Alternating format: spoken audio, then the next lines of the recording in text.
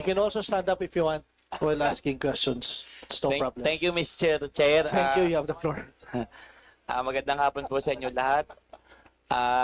Mr. Chairman, to the good secretary and all the attached agencies ng DILG and sa lahat po ng ating mga kasamahan. My presence here is to show my support and concern for the approval of the budget ng DILG. But halos lahat to ng gusto kong itanong ay naitanong ng aking mga colleague. But I need to be clarified and I want to be clarified sa atin po lamang setup ng ating PNP. I would like to address my question, Mr. Chair, sa ating CPNP, kay General Natates. Sir, ako lang ho ay naguguluhan lately sa mga recent development ng assignments ng ating mga regional directors and directorate ng ating National Police. Paano po ba ang pagtatalaga at pag-assign ng mga nasabing opisyal? Ito po ba'y sa kagustuhan ng hierarchy ng PNP o sa kagustuhan ng DILG Secretary or ng NAPOLCOM? Sir, if I may, sir, I will answer the question. As of a few weeks ago, sir, we have reinstituted the NAPOLCOM procedure as according to NAPOLCOM law. So the level 3, which is full colonel and above, the assignments will come from upon recommendation of the Chief PNP to be confirmed by the SILG to be affirmed by the NAPOLCOM. That's how it works, sir. Thank you, Mr. Secretary. What about po yung mga provincial director natin? So the provincial directors, as mandated by the President, will go through the process of submitting to the provincial governors a list, and they will choose and then we will affirm through the NAPOLCOM. So we will no longer practice the OIC rule. Yes. Wala na po yung OIC rule ngayon. We will respect the governor's wishes kung sino gusto nila ilagay as long as they are qualified and do not post any of the disqualifications to assume the post. So in the same manner, ganun din po sa mga chief of police ng city or... No, sir, level 4, yung major and down is up to the Chief PNP, sir. Up to the Chief PNP. It does not go through the NAPOLCOM anymore. Okay, thank you, Mr. Secretary. But, sir, the procedure of the mayors as well is going to be observed according to their choice. Thank you, thank you. Isa na lang po. Tungkol po dito, meron po tayong nire-request na intelligence fund na 806,209,000.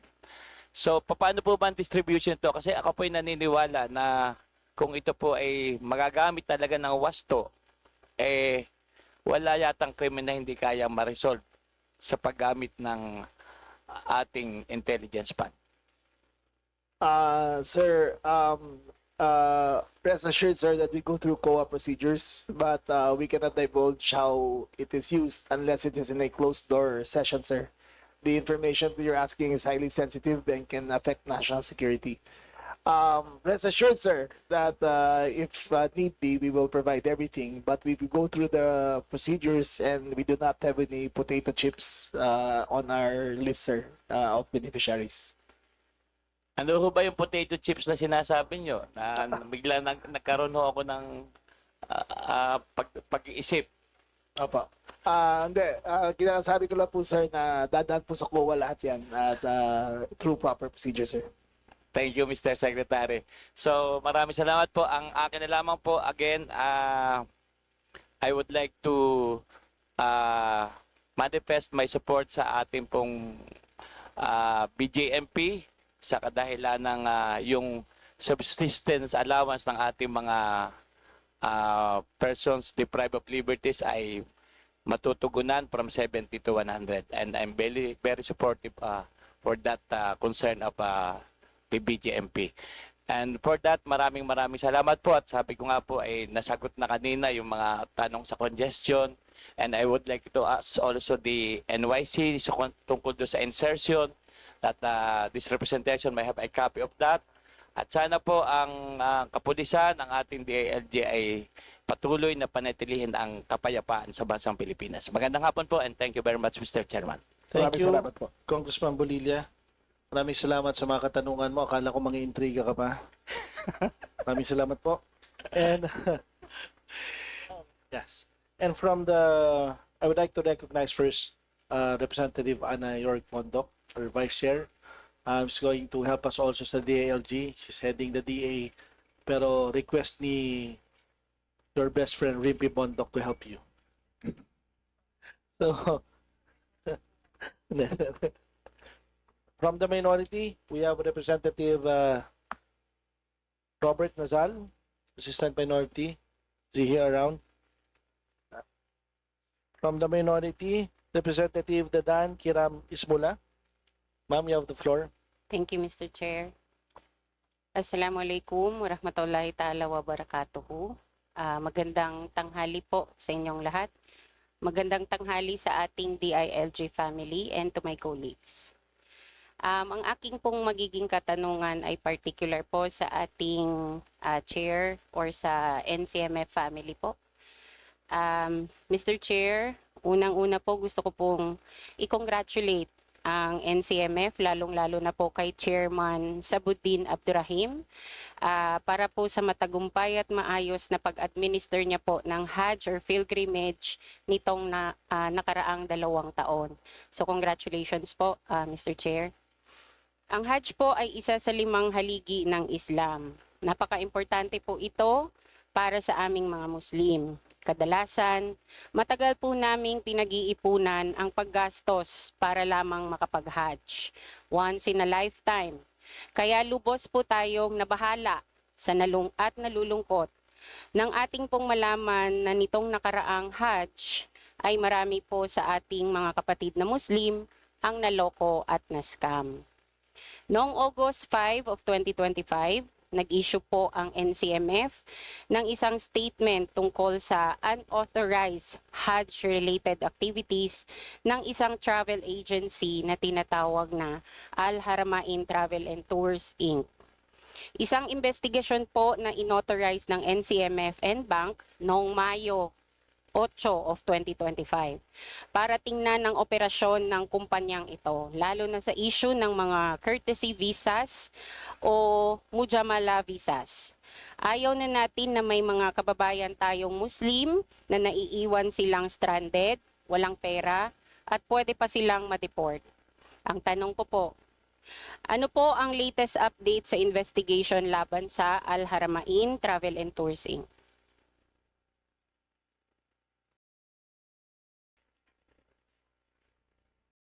Good afternoon to everybody. Good afternoon, Madam Chair.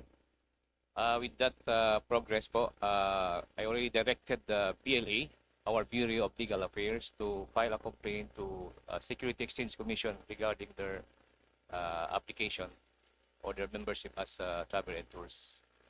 Yun po ang latest na ngayon, Madam Chair. Mr. Chair, ano po yung status ng May 8 resolution at ano ang mga konkretong aksyon na ginawa ninyo para ma-protect ang ating mga pilgrims po?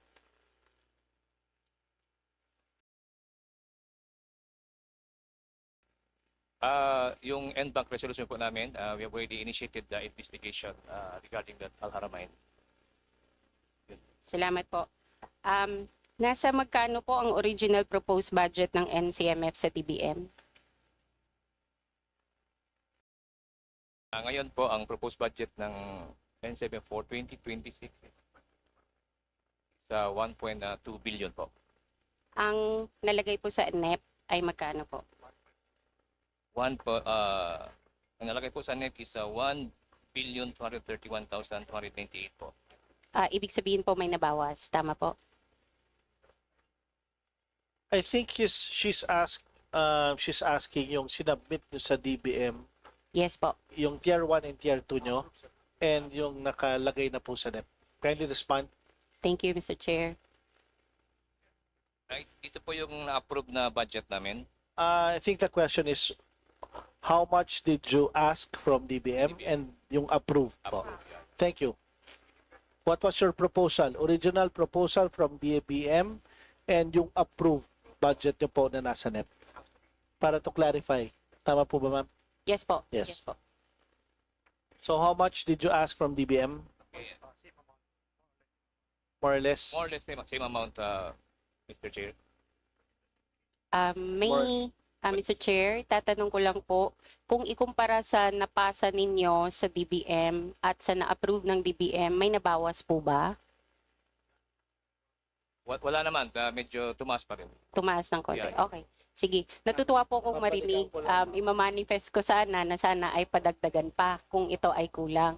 Pero ang tanong ko na lamang po, Mr. Chair, sa tingin po ba nila itong budget na inallocate sa inyo ay matutugunan na ang pangangailangan ng ahensya?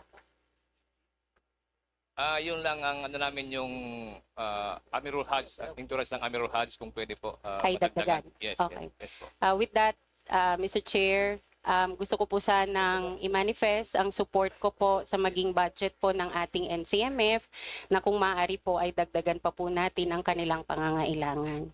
So, mandato po ng NCMF na protektahan ng ating mga kapatid na Muslim, especially yung mga nag-Hajj. Ang okasyon dapat ng pananampalataya ay hindi masabotahe ng mga kumpanyang nagpapabaya. Mahalaga po ang inyong pagtugon sa inyong isyung ito para mapanatili ang kumpanya ng ating mga kapatid na mga Muslim at ng publiko.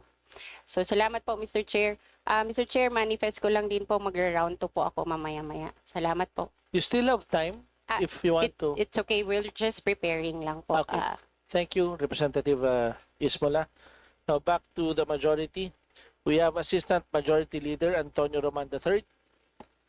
And then before that, I would like to recognize the presence of our chairperson again. She's here. She's here with us. Yes, you have the floor, sir. Good afternoon, Mr. Secretary Remulla. Tony Roman from Bataan First District, covering Hermosa, Orani, Sama, and Nabucay. First, my province has always been recipients of the SGLG award. It seems that more and more LGUs have been reaping the SGLG award. Is there any effort on the part of the DILG to actually re-examine the criteria so that way it becomes more selective and more challenging for LGUs? Yes, sir. Precisely why, sir, we made it a once every term based award. So it'll be a totality of your work, not just 1 year. And we feel that the criterion process has gone out of hand from the 3 original to now 14 criterion, which again, as I said it earlier, it takes us 5.7 million man hours just to evaluate all the contestants. So this year, sir, for this term, we will put a premium on innovation, on fiscal management, and disaster resiliency. And there are several factors to that. And if it sounds easy, sir, those 3 factors are the most important in local governance, and we will make sure that only the best of the best will come out as winners of these awards. Mr. Secretary, maybe this particular criterion that was applied under the old or the outgoing criteria, okay, was measured. The performance of the Sangguniang Panlalawigan and performance of Sangguniang Bayan. I understand that is measured as a whole. Sir, again, we want to make it simpler. Okay. Simpler, but more demanding. Sir, the entirety of the local government units should be participative in it, because the process of innovation involves the entire LC, the local government. The process of disaster resiliency takes the entire local government. The process of fiscal management involves the Sangguniang and all the local government. And so those 3 are what we are emphasizing. What has the DILG done, if any, to address or help those LGUs that have struggled to actually receive the award, the SGLE award? Did it roll out any kind training? And if so, are the trainings included in the budget? Maybe you Secretary will answer, sir. Thank you very much, Mr. Secretary. Yes, Your Honor. What we are doing now is, over the years, we have analyzed the result of the Seal of Good Local Governance per local government unit so that we will know the weaknesses and the strengths of our local governments. So in essence, the interventions of national government agencies like DILG is now more targeted and focused, Your Honor, because we will look at specific areas where the local government unit would need it most. Does it go down to the individual level so that underperforming or non-performing members of the LGU can shape up? Yes, Your Honor. Actually, the proof is that the number of LGUs which passed the Seal of Good Local Governance is increasing. As of last iteration, it went up to 705, 704 number of LGUs. But is there an intervention at the individual level for, particular, for example, board members or particular councilors, so that it becomes challenging not just for the LGU as a whole, but also for individually for every public servant in the LGU? Yes, Your Honor, we are profiling actually its local government unit. So that, for example, if there are LGUs which would need more capacity building on procurement, then we lump together the LGUs to provide the capacity intervention. If there are LGUs which need more training on local legislation, then we provide the capacity building necessary to enhance the performance of the local legislators. But we are doing this in consonance or in partnership with other national government agencies and other institutions. Has the budget for training increased or decreased or stayed the same compared to previous year's budget? The training that we have now, particularly the fund that was lodged with the local government academy, Your Honor, is like for only for this particular year because we have elections. But for the succeeding years, there is a cost sharing between the DILG and the local government units. A question to the Secretary Mulya. We're saddled with an old local government code Yes, sir. from 1991. Is there an effort or an initiative to actually revise it, Yes, sir. to update it? We are going to submit to Congress a list of revisions that we want to do to the local government code. A lot of the provisions are antiquated and not responsive anymore to the needs of the country as a whole. I think it's time to revisit it. But sir, I cannot answer that in toto right now because it'll take a lot of consultation with the different stakeholders in order to arrive at how to revise it. But in the meantime, you would support a measure to actually increase the penalties Oh, yes, sir. imposable by LGUs and Yes, sir. Anytime, sir. a question regarding disaster resilience, because you mentioned that that's one of the criteria that you'll be using. Yes, sir. And you also mentioned earlier that you have access to, centralized data Yes, sir. of some form. But still, I am informed, at least in my, there's a perception that flood-related data is still fragmented. Is there any portion of the budget that is dedicated to actually fostering greater collaboration between and among agencies, so that, for example, with NAMRIA, you have the water data, DPWH, you have the infrastructure data, MIKAELA, the weather data, and also the water level data from DPWH, Yes, sir. so that the intervention is more targeted? Sir, the OCD has complete records of this, and that's what we base all our reactions on. Rest assured, sir, if you have any recordings or if you want to attend, you can come with us to Camp Kramen when we meet, and you can see how we micro-target on a per barangay basis on where the potential hazards are, because we have all the data that are there. But there are some unforeseen, like the landslide of Taal in Batangas. That was totally unforeseen, sir, because the sediments on top of the ridge were from the eruption of the previous 2 years. So they were very soft, and we had no way of knowing that the sediments were that loose.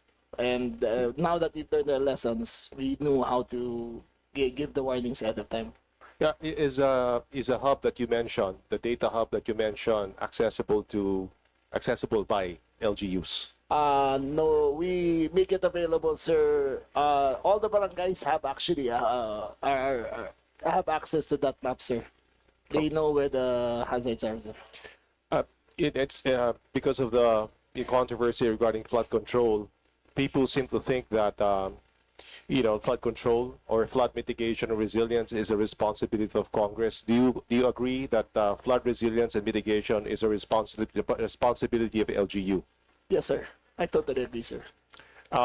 In terms of capacitating the LGUs to actually address the flooding problem, what kinds of interventions has the DILG done? Sir, we have the complete maps of where the floodings occur. We have the list of the top 30 LGUs which are prone to flooding. We have the list up to the number of hectares which are flooded when typhoons occur, depending on how many millimeters of rain are dropped in a certain number of hours. All that data is available and it is on the list. But, Mr. Secretary, in terms of moving the hand of LGUs to actually come up with master plans, is there any effort in that direction? We are coming up with that, sir, especially with Metro Manila, which is most prone. The two most prone areas are Metro Manila and the Camarines River Basin. Camarines River Basin, which faces catastrophic floods every time. But the top 10 lists are there. I just don't have it on the top of mind. But in terms of damage, those two are the ones which receive the most damage, sir. Perhaps LGUs in the red zone could be, prioritized. Should be encouraged Yes, sir. to submit. Now, you mentioned that flood resilience is part of the SGLG, one of the SGLG criteria. Would submission of a master plan be an indicator? Yes, sir. It should be, sir. And then thank you, Mr. Secretary, to the PNP. As a congressman, yung PNP po, marami hong PNP sumusulat sa akin, humihingi ng computers. And I think this is a experience that I think a common experience among congressmen. Bakit ho ba kinakapos yung sa computers at anong portion ng budget ang allocated para dyan? The question is for the PNP po. PNP, Acting Chief PNP.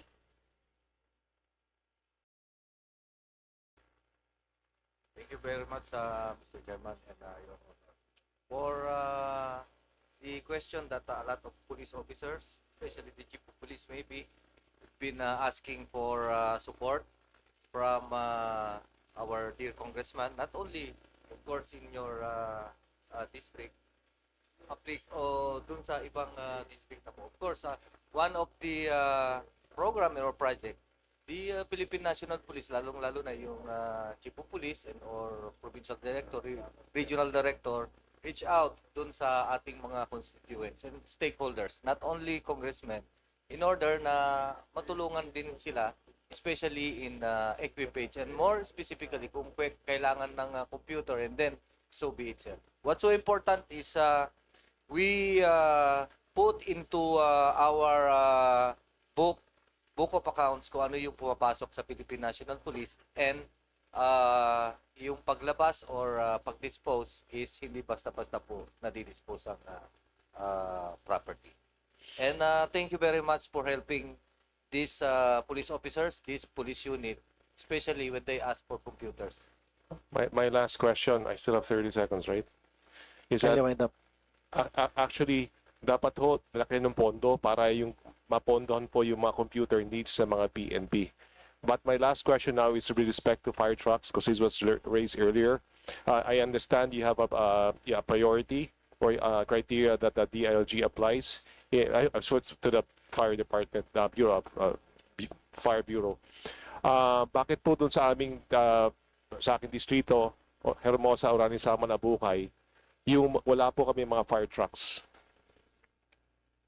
Sir, I'll answer that for the fire chief. Sir, we're currently in the process of acquiring the fire trucks, and we will surely provide your district, sir, with the fire trucks necessary. Para hindi nyo ako makalimutan, full support po ako sa budget ninyo. Sana Salamat po. dagdagan pa. Salamat po. Salamat po. At gagawin po namin ang lahat, sir. Thank you, kinakapatid. Tapos may kinakapatid Congressman Roman. Next, from the minority, we have Deputy Minority Leader Laila De Lima. Ma'am, you have the floor. Thank you, Mr. Vice Chair. Good afternoon to Madam Vice Chair, and to my colleagues, and to the members of the DILG family. I'm still very curious and interested on the circumstances surrounding the relief of the former PNP chief, Nicanor Torre. Where is he now? May we know where is he now? What is his status? Will the Sir, good secretary confirm that he is on official leave yes, ma'am. He's on official leave. and that his mandatory retirement is still up to 2027, ma'am. 2027? Yes, ma'am. So just on leave. Yes, ma'am. For No 31 cases have days, been sir. filed Ma'am. against him. Again, sir. Again, ma'am. No cases have been filed None, ma'am. against him, None, ma'am. notwithstanding the issues about whether there has been insubordination on his part None, with ma'am. respect to the resolution Uh, of there- NAPOLCOM. As a fact, ma'am, there is no case filed against him. Okay. I understand that earlier, questions have been raised already, asked already by Representative Chel Jokno about the issue or the controversy surrounding the purchase or the supposed purchase, the planned It is purchase. attempted, ma'am. Attempted. Yes, It's ma'am. an attempted purchase of 80,000 units of Yes, ma'am. high-powered rifles Yes, ma'am. worth about 8 billion. Yes, ma'am. And I know that in the official statement issued by the DILG, what date was that again, please? When was that issued? That particular official statement which refuted the claim that it was the idea of the SILG. I don't have the exact date, ma'am, but that was last Monday, I think. That was last Monday, ma'am. Okay, so the explanation was that, well, it did not really push through because precisely the SILG asked for the opinion or the position of then PNP Chief Torre. Would the SILG please confirm that?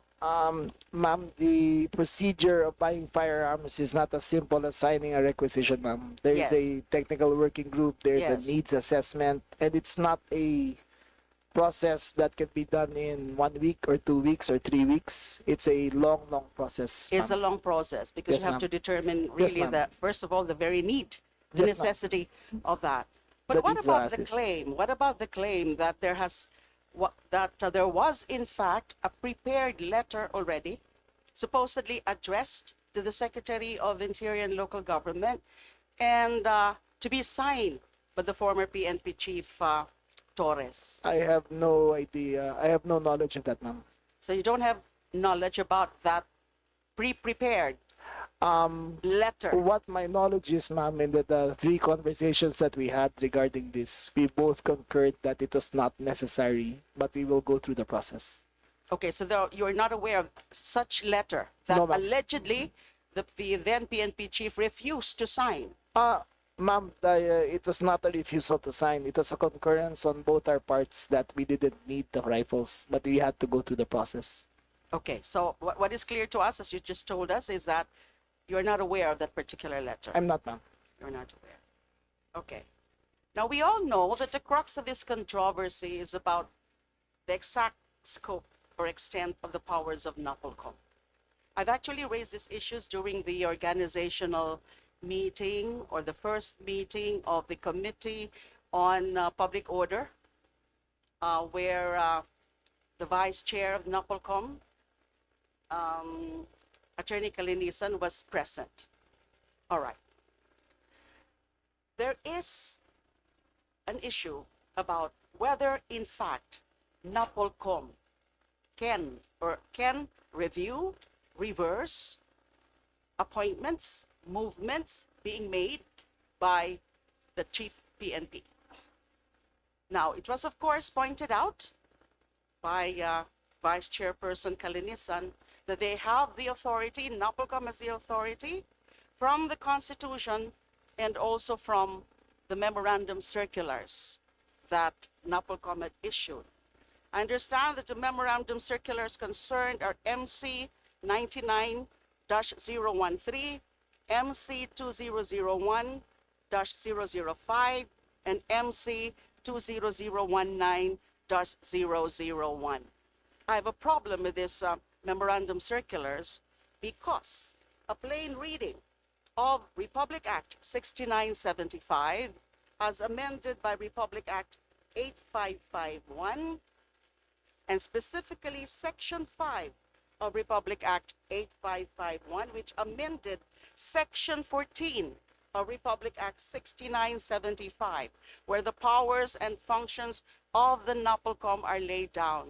Nowhere does it appear in those provisions the power of the NAPOLCOM to review and reverse the actions of the PNP chief with respect to appointments and movements of officers from the third level officers all the way up to the deputy directors. Now, isn't it a basic rule that a mere memorandum circular or an administrative issuance cannot go over what is provided in the law? Because if it is, then if you do that, then it becomes ultra vires. So in other words, why am I raising this? Because I want to know from NAPOLCOM and also from the DILG, especially the SILG, is if there is any plan on your part to propose any corrective legislation on this gap, clear gap in the law about that particular power covered by mere memorandum circulars. Ma'am, the Vice Chairman will answer on the technicalities of the law. But what we are doing, ma'am, is strengthening the institution that the function of the NAPOLCOM be observed. The NAPOLCOM is like akin to the Commission on Appointments for police officers. They have the power to review all the recommendations of the Chief PNP onto what positions level 3 and above will be assigned to. My question, sir, is what is the legal basis for that? Because I don't see it in either Republic Act 6975 or Republic Act 8551. I'm not saying that I'm not in favor Yes, of the ma'am. vesting of that Yes, ma'am. power in the NAPOLCOM. I'm just saying that there is a clear vacuum, a palpable vacuum in the law, which I think should require or necessitate a remedial or corrective legislation. Because I don't think we have any issue on the constitutional provision. I think you know this. Section 6 of Article 16, the general provisions, clearly provides the state shall establish and maintain one police force which shall be national in scope and civilian in character, to be administered and controlled by a national police commission. Very clear. A national police commission, power, and then to be administered and controlled.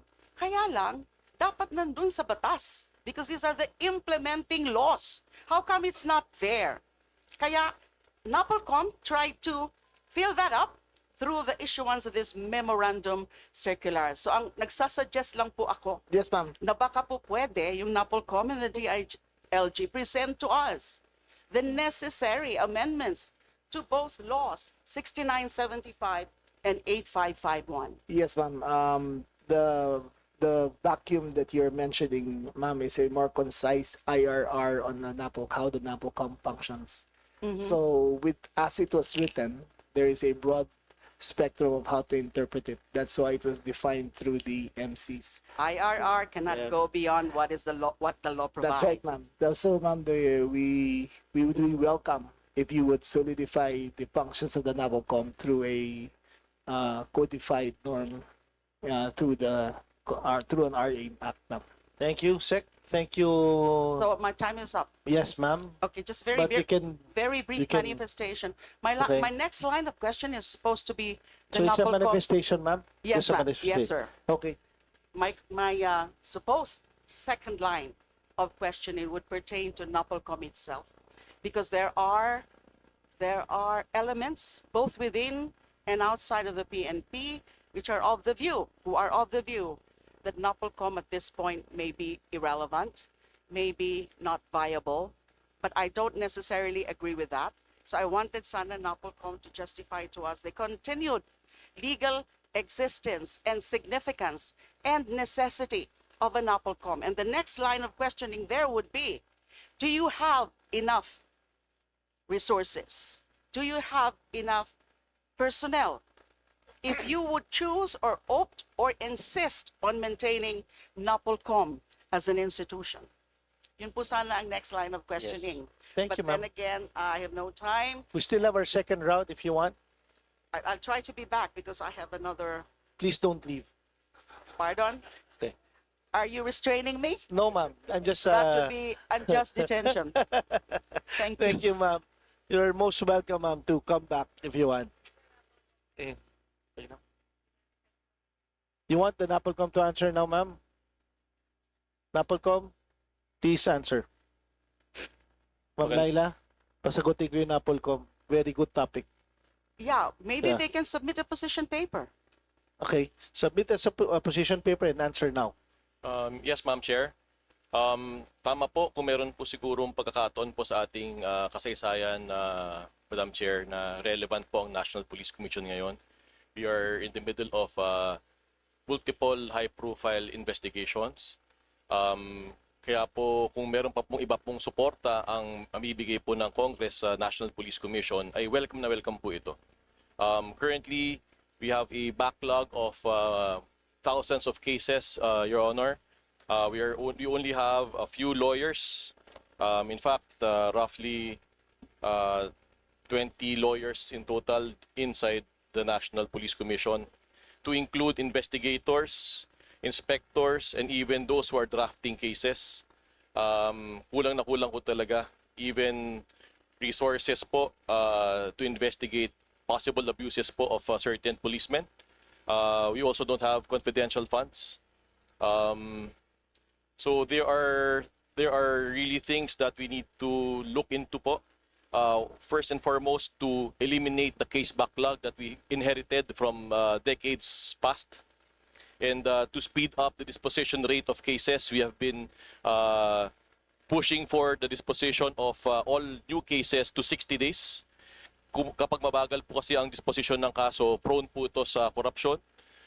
Yung pong possible abusive policeman, present pa rin, nakasuot pa rin ng uniforme, may badge, may baril, which is very difficult. In fact, our backlog, inabot ho namin, minanahon namin, nasa 20-year cases po ang aming inuubos ho ngayon. And we are really diving deep po to dispose 65 cases a day just to remove the backlog by December 2025 po. And of course, said high-profile investigations, we don't want to leave a mark, or when we do investigate, that's why there's also a need for us to have confidential and intelligence funds, Your Honor. Thank you po. Okay, thank you, Attorney Kalinisan. So may appeal to Representative Laila de Lima. Please don't leave us. Next to interpolate from the majority, Deputy Majority Leader Jam Baronda. Representative Julio Cesar Vergara. Kong J. Kong J, you're recognized.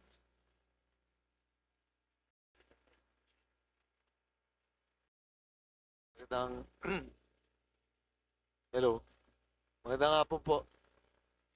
Magandang hapon po. Mr.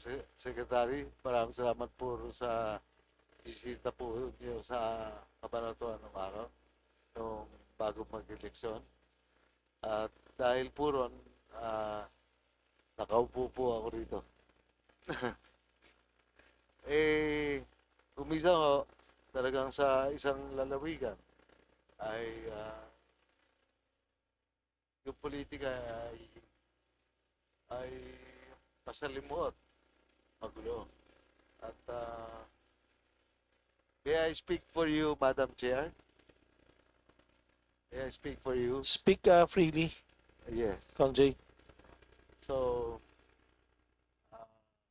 pati po ngayon ang aking kaibigan, matagal na mga kaibigan, bata pa ho sila, nakakasama na po namin sila Congresswoman Mika at alam po nyo, magkahiwalay man po kami sa politika, kami po ay magkaibigan. So, ang sasabihin ko lamang po ay yung letter ni Governor Umali na nagsasaad na kung maaari ay magkaroon siya ng leave of absence na tinanggihan naman po ng inyong kagalang-galang na opisina at pero po akong kopya rito. Gusto ko lamang pong maintindihan kung itong September 5 na sulat po ninyo, pirmado po ninyo, ay na-serve na sa lalawigan po. Ito po ay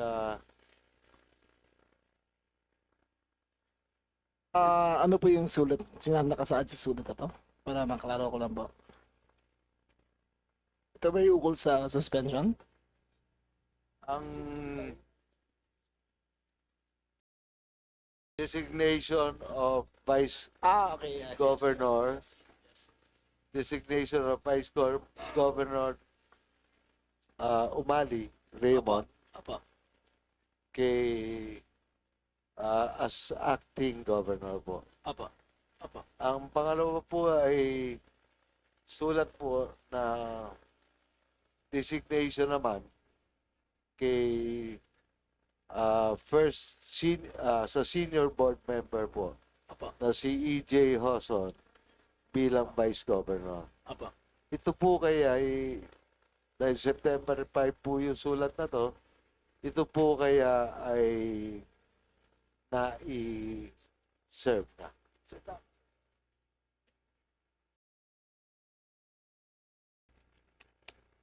Pirma ko na. Yes, it's a process of, ano po yan process of law, so deemed defective po, basta nakapirma na po ako dyan. Opo. So, ang akin naman po ay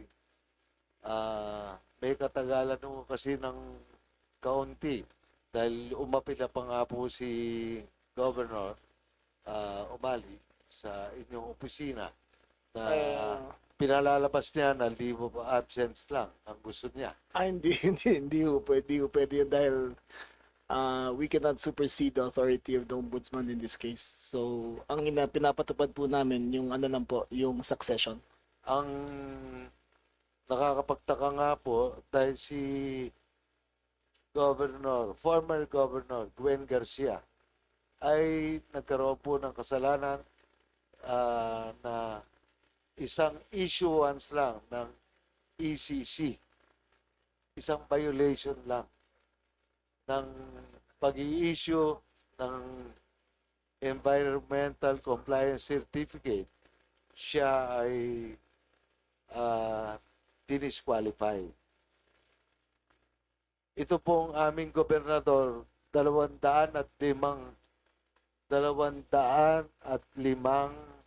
kaso ng ECC. Sinuspindi lang. Yun po ay katakataka sa ating hustisya. Sir Jay, I think that matter is best left for the ombudsman to answer. Hindi ko talaga namin, wala ko sa kapasidad alam namin ko po sa yun. ganyan. Mr. Secretary. Apo. Pangalawa po ay pangalawang question lang. Sir, just to confirm, na-receive na po kanina ng hapon yung sulat na designating the succession. The Vice Governor and the Senior Board Member. Na-receive na po ngayon. Apo. Kong Mika. Chairman. So, pati ho kay Kong Mika lahat po kami kinakagalit na Ngayon Sus Joseph. Dapat sa akin lang galit Oh baby. Hirap.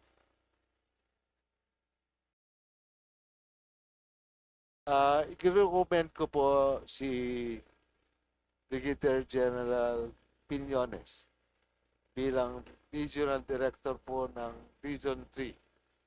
Dahil po si RT Piñones ay binigyan po ng maling impormasyon ng Provincial Director.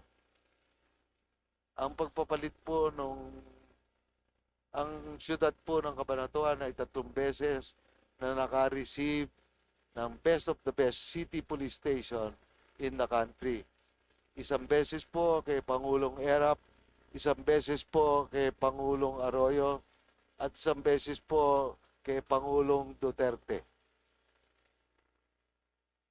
Hindi po nasusunod yung Republic Act 6975 para naintindihan din po ng NAPOLCOM. Basta na lamang pong maglalagay. Ngayon po, ang kaibahan ni General Piñera, Piñera, tama po ba? Ang kaibahan po niya ay doon sa maling pagkaka-report ng Provincial Director na si Colonel Bruno, nagrian niyang binago yung kanyang order. Dahil hindi po naka-receive ng kahit anumang listahan na pagpipilian yung mayor ng Cabanatuan. Basta na lamang po pinalitang tagli noong Biyernes ng umaga. Noong Sabado po, kaya ko po kinokomment si RT ay dahil nagpunta po siya sa Cabanatuan para i-correct yung mistake niya.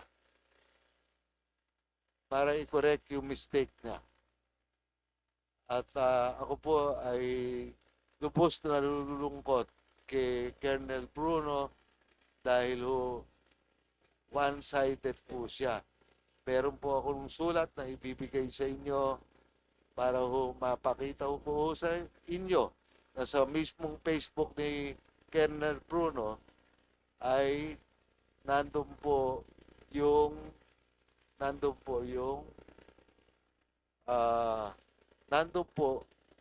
ang kanyang open support kay Governor Umati. Na ang sir. puliso ay dapat neutral.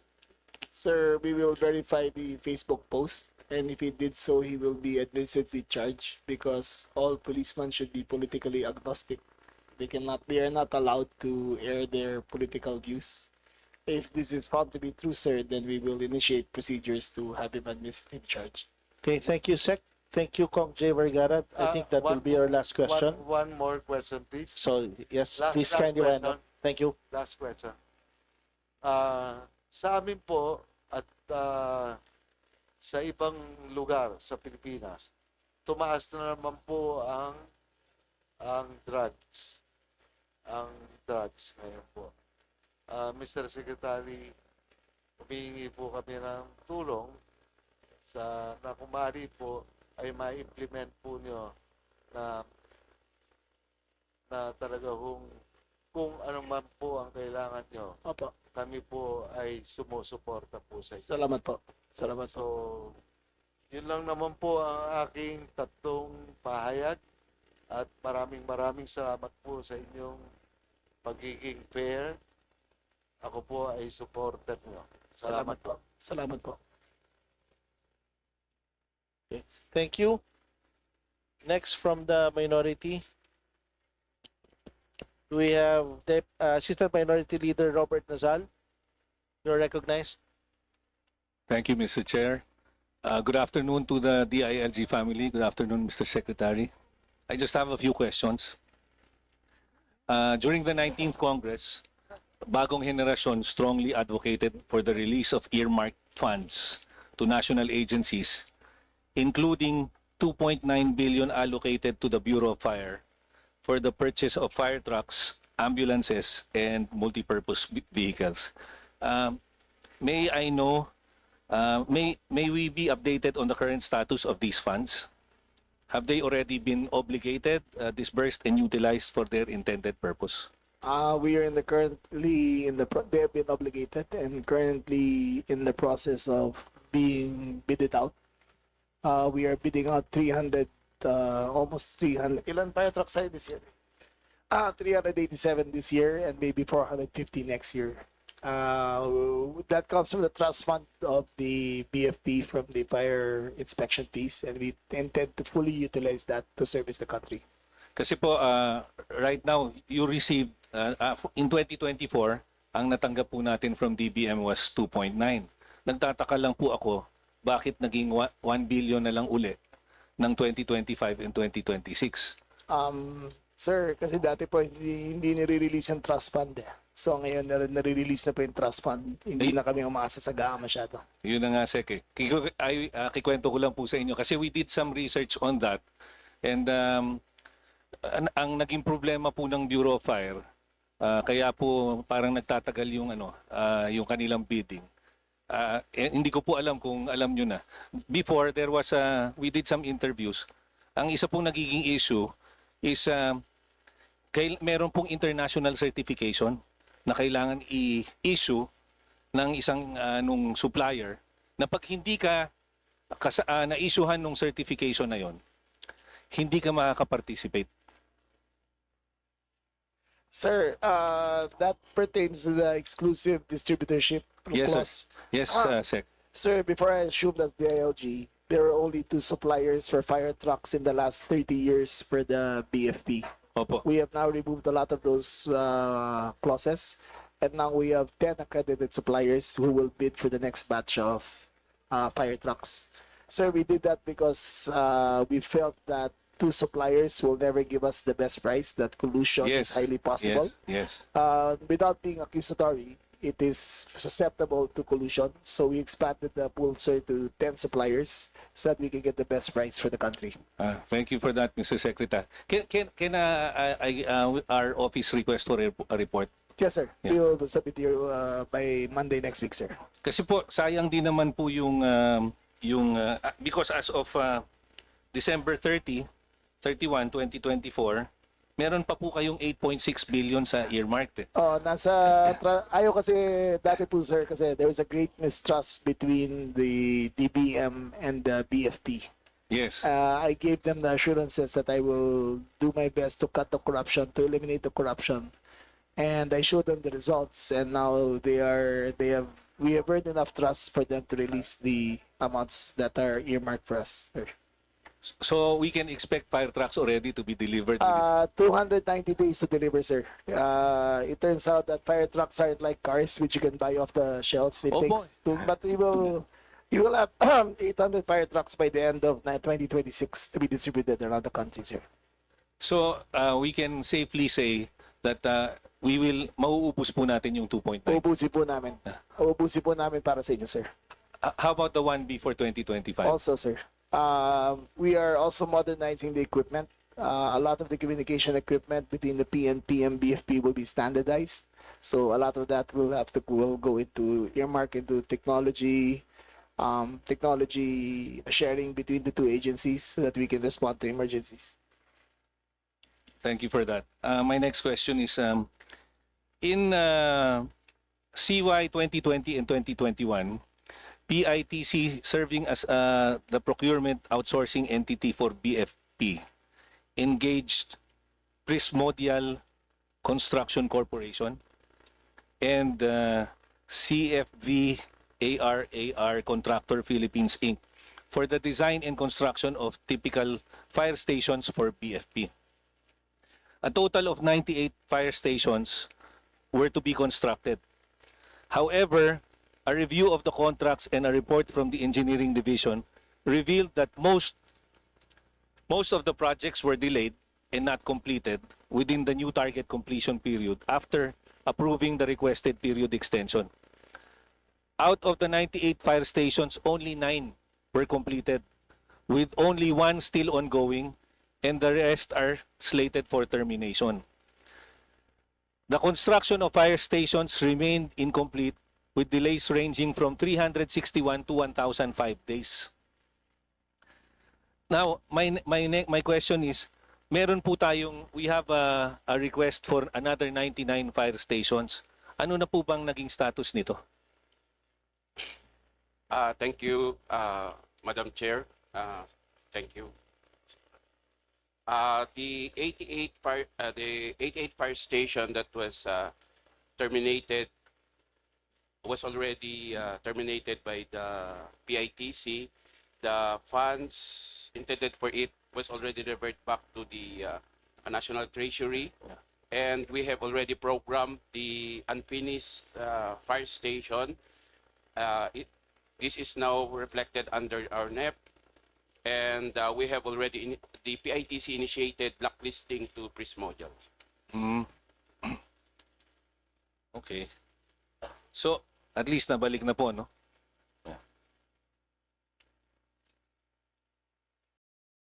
My next question is, ilan po ang LGUs na hindi nagpapatupad? Would you know if the number of LGUs, if you're monitoring the number of LGUs na hindi po nagpapatupad ng Republic Act 11861 or yung amended Solo Parents Welfare Act? Do we have a monitoring of this? We have a monitoring, but we'll get back to you, sir. And we will give you the full report by Monday next week, sir. Hingi lang po ako sana ng report on how many LGUs and barangays yung nakapag-issue na ng ID. How many? I think we have it here, sir. We will submit to your desk as soon as. Sir, in front of me right now,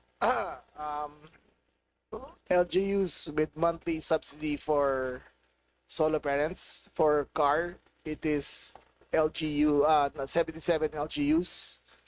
9 with month for NCR, it is 17. Pasubmit na lang, Sec. Sige. Para Okay, sir. just for for Okay, the sir. interest of Okay, time. sir. My next question is kasama na po ba yung implementation ng RA 11861 sa criteria for seal of good local governance? Hindi pa, sir. We will come out with the total qualifications by early next year, sir. Baka ho pwedeng Yes, sir. As part of matagal na ho the- kasing hinihingi Yes, sir. namin sa It will be part of the Even in the previous plan. Congress? Even the president mentioned it during our meeting that it should be included, sir. Oh, thank you. Thank you so much. Thank you for Okay, that, sir. Sec. Okay, sir. Maraming salamat.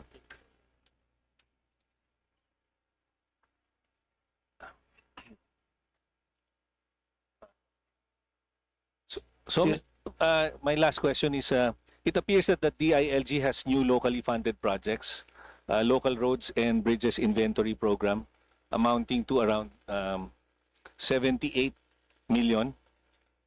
This is not present in the 2025 GAA. May I ask what the purpose is of this new project?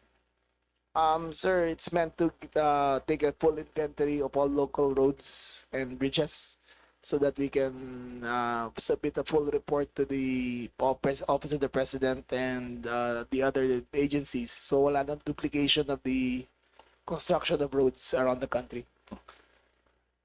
What is the timeline para matapos po yan? Kailan ba? Sir, 2026 to 2028, sir. Up to 2028. Yes, we're working with the DPWH, but we're doing our own assessment since the DPWH numbers are kind of hazy in all aspects, but we are verifying now with through GIS and through other technology means in order to validate all these roads, sir. Thank you for that, Sec.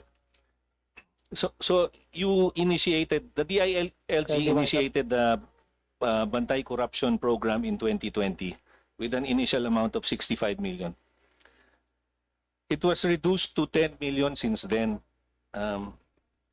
May I ask how's the program going right now?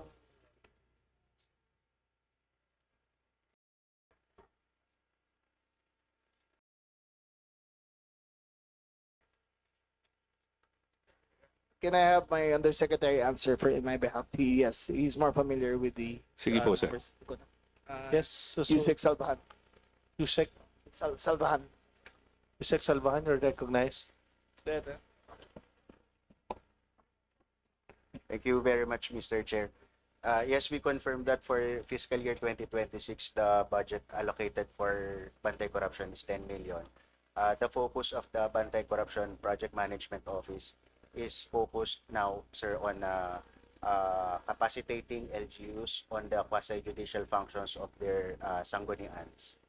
So they'll be providing trainings to sanggunians on their quasi-judicial functions, Mr. Chair. Thank you. Kindly wind up. Congressman Nazal. Kindly wind up. Last question.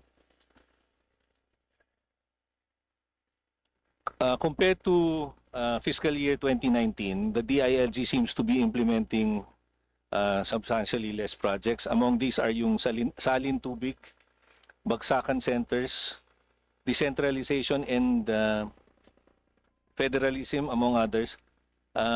What are the reasons for the discontinuation of the projects? Thank you. That will be the last question. Sir, those are projects that were beyond that went beyond this my term. But I felt that we were concentrating now on institutional reforms rather than giving out projects. I think other agencies are better equipped to handle that.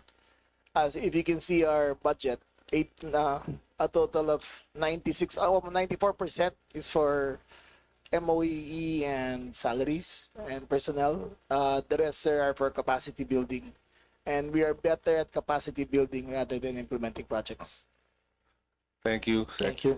I just want to manifest na yung 1 billion nyo po sa 2025, pag naubos nyo po yan for the earmark, pwede naman kung kayo humingi uli sa Ay, thank you, sir. DBM. Thank you, sir. Malaking And bagay, sir. we will support you po. Basta Salamat ang po. importante po na i-implement natin na maayos. Tama po. Tama po, sir.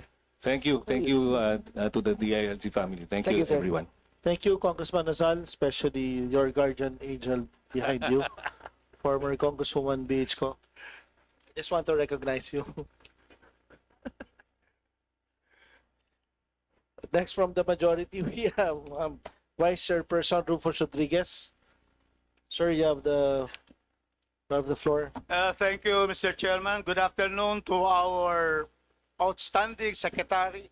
Last year, we were at the plenary and I supported Secretary John Vic Remulla. And today, I would likewise do so. So, good afternoon to you and to our undersecretaries and assistant secretaries and the official dome of the DILG. I would like to also ask if your outstanding regional director, Bruce Colyao, is here. He's here, sir. He's here. Do you want him called, sir? Yes, well, can you call him and then we proceed, Mr. Chairman? Yes, Thank please you, proceed. because these are people who have coordinated with me. Next, I would Okay. like to greet the new PNP chief, Jose Melencio Nartates. You have very good people in Cagayan de Oro and Region 10. PNP chief. These are Regional Director Rolindo Sogilon, Region 10. And also our City Director Salvador Radam. They're very good, PNP chief. Do I call you JM because you're Jose Melencio? Sir, we usually address him as general, sir. Even in respect to his position, sir, we always address him to his position, sir. What is his nickname? Because his wife was his nickname. Sir, his nickname is Tateng. Okay.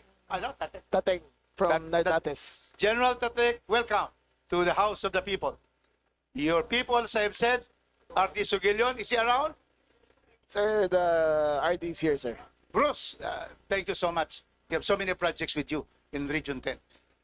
How about Rolindo Sugilon and City Director Radam? Are they around? Sir, only the RD is here, sir.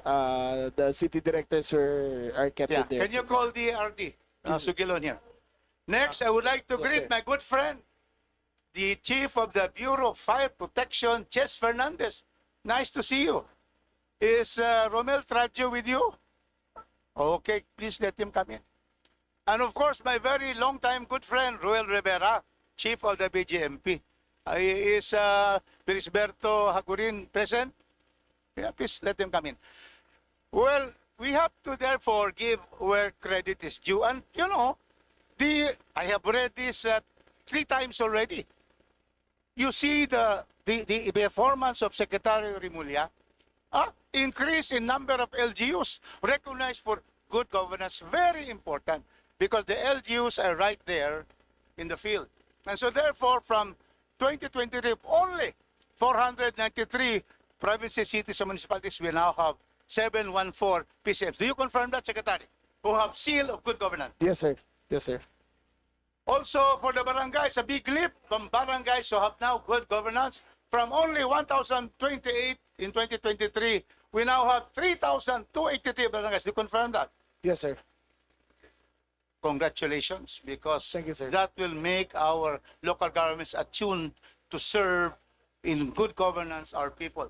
And then we have also improved the ease of doing business. And then we also, Mr. Chairman, here is very important.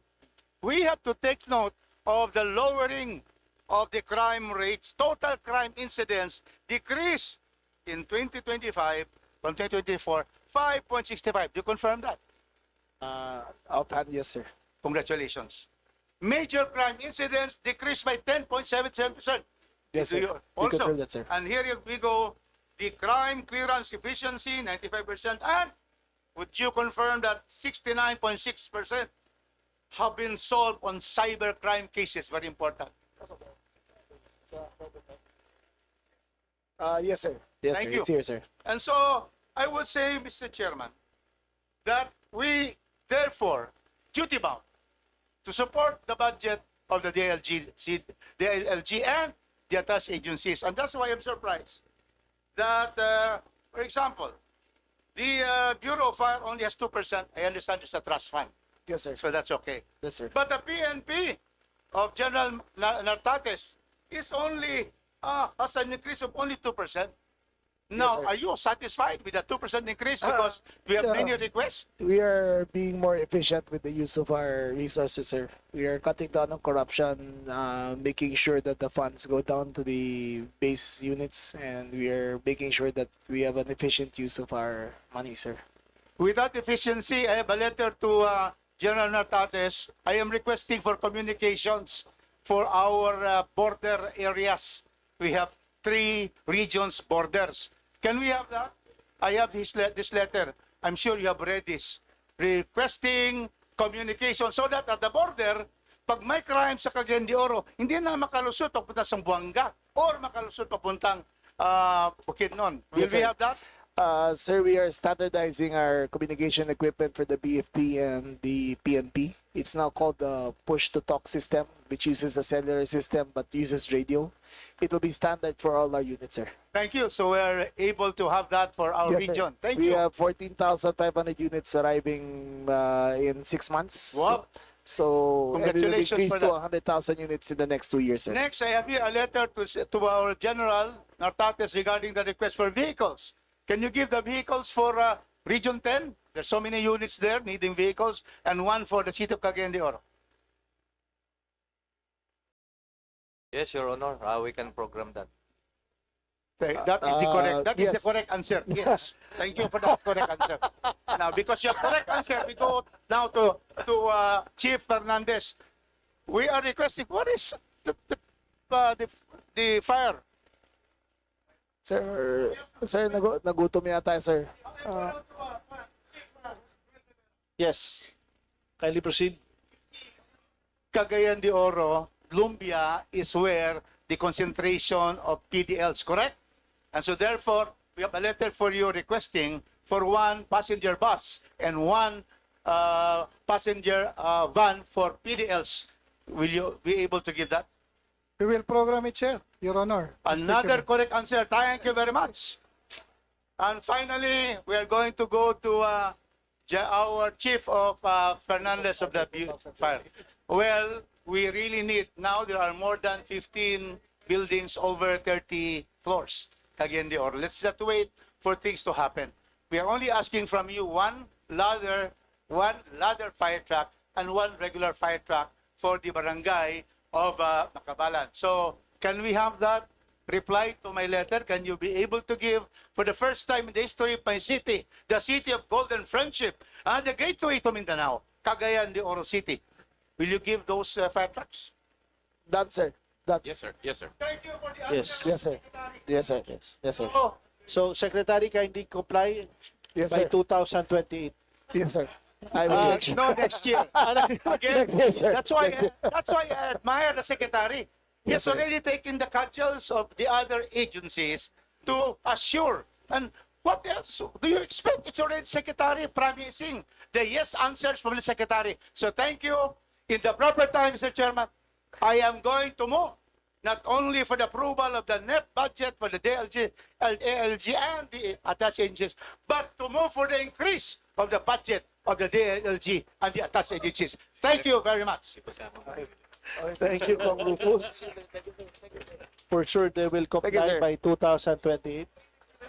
2026. Sorry, 2026. sorry. Yes, Thank sir. you, Yes, sir. Secretary. Yes, sir. Salamat. Thank you, sir. Ah, Next, from the just minority. like to recognize the Mr. Chairman, Yes. Mr. Romel Trajo of BFP and Agoner of BJMP. Thank you for being here. You always coordinate with me, and I'm always happy with your performance in the region. Thank you so much. Thank you. Thank you. Next, from the minority, we have Assistant Minority Leader Nico Daza, the better-looking Daza. Please don't tell your dad. Thank you. Thank you very much, Mr. Chairman. Hirap po sumunod sa distinguished gentleman of Cagayan de Oro. But I'll try my best. Mupay ang kulop sa ating DILG family, to the good secretary, his undersecretaries, ASECs, as well as all the other attached agencies. Good afternoon. Similar to the distinguished gentleman of Cagayan de Oro, I would like to congratulate the DILG family on their accomplishments, to which I will no longer detail, as Congressman Rufus detailed this very clearly. So I would like to also manifest my full support for the budget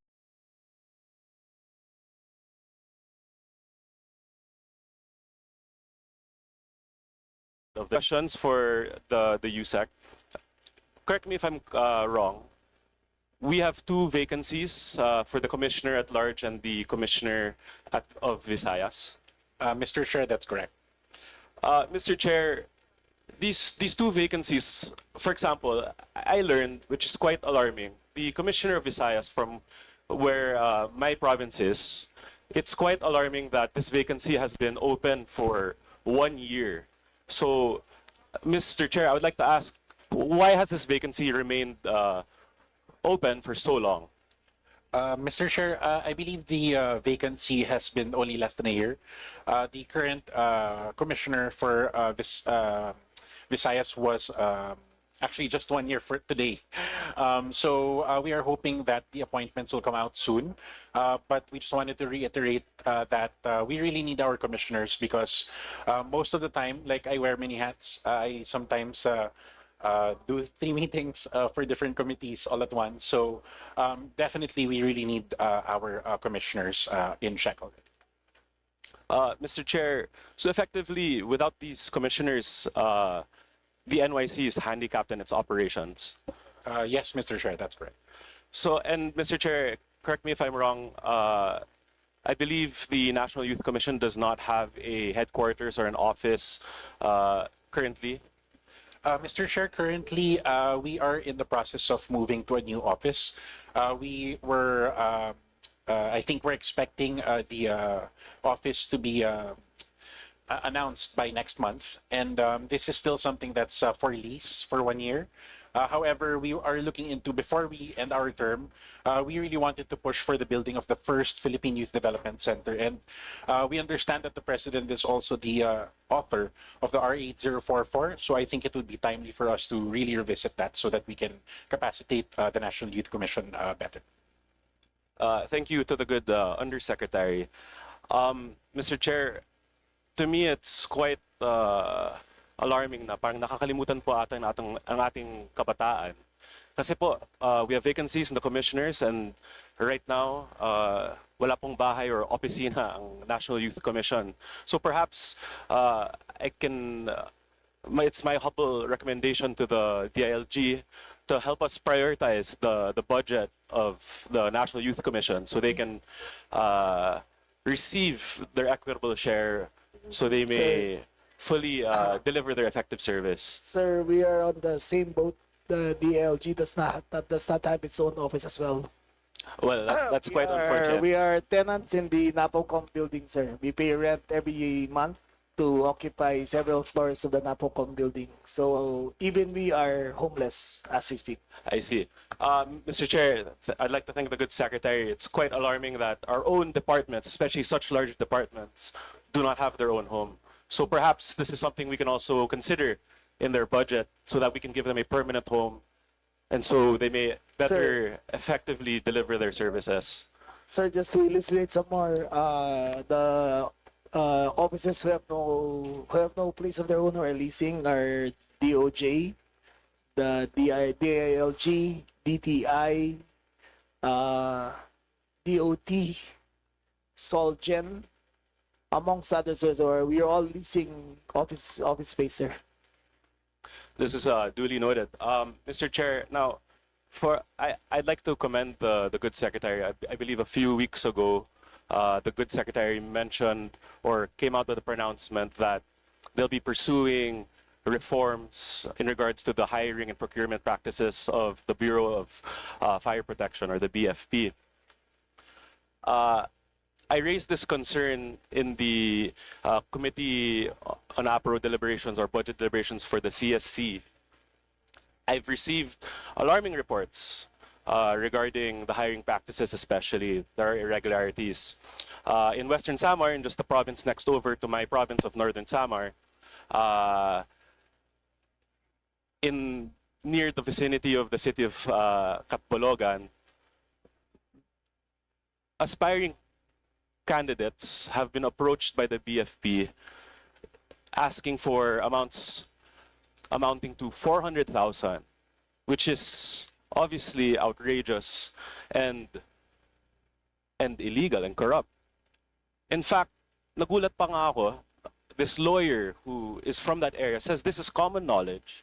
And in fact, meron po silang 3-in-1 special.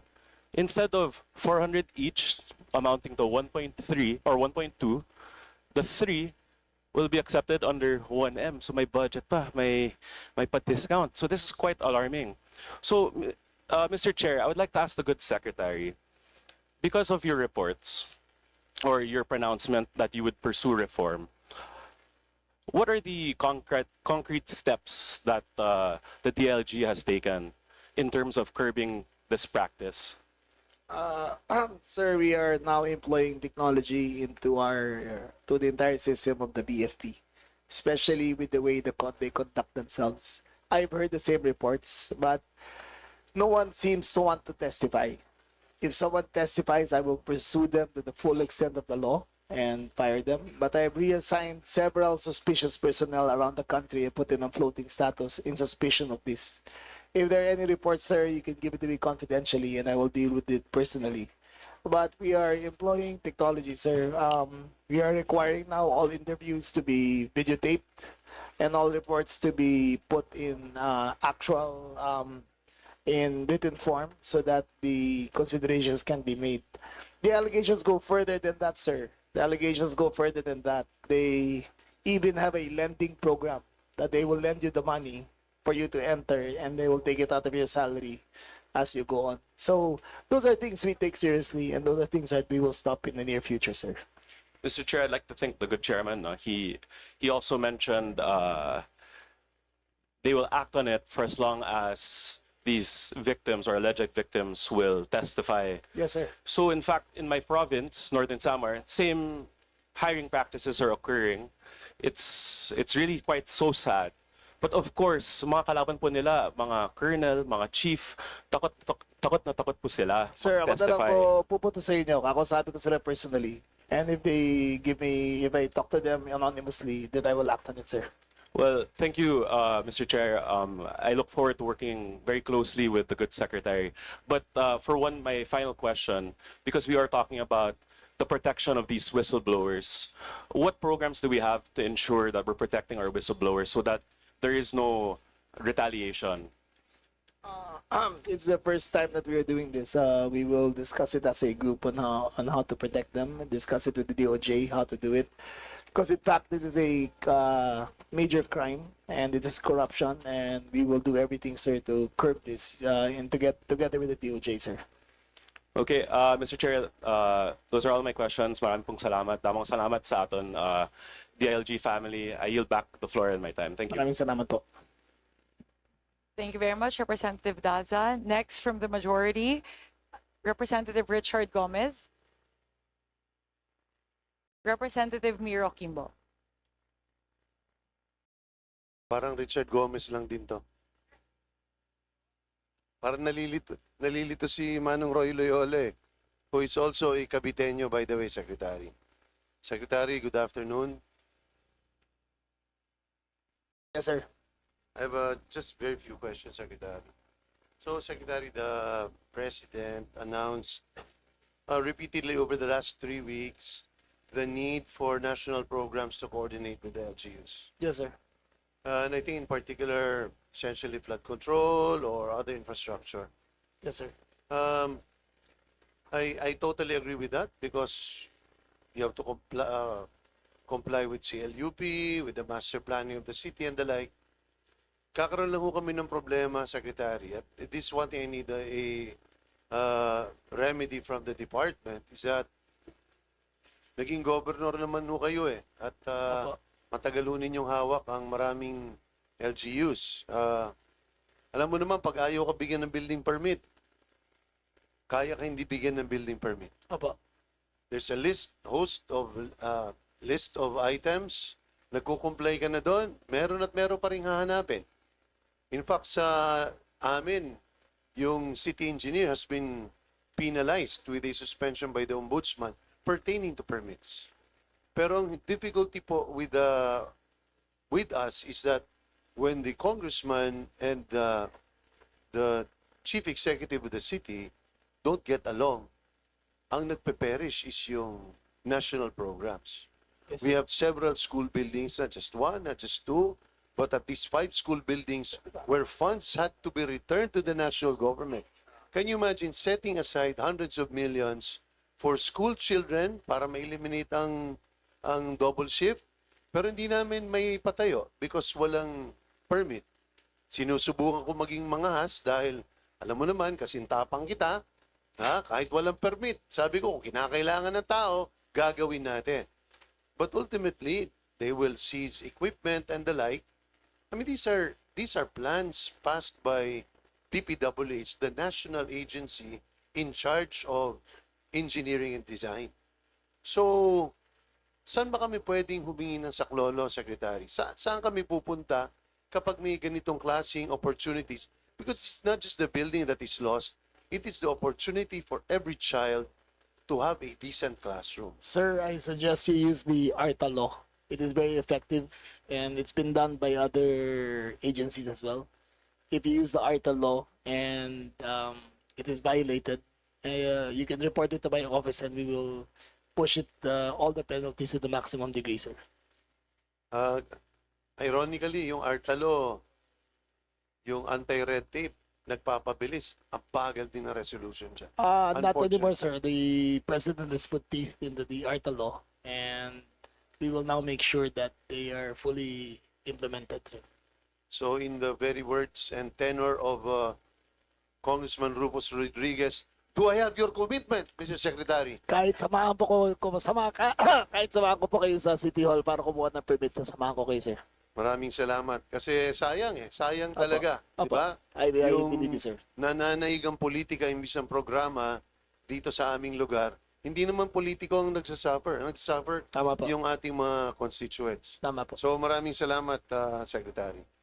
On another point, ito nakikita natin yung grabe yung pag pinakikinggan natin yung kwento sa mga bidding dito sa mga flood control.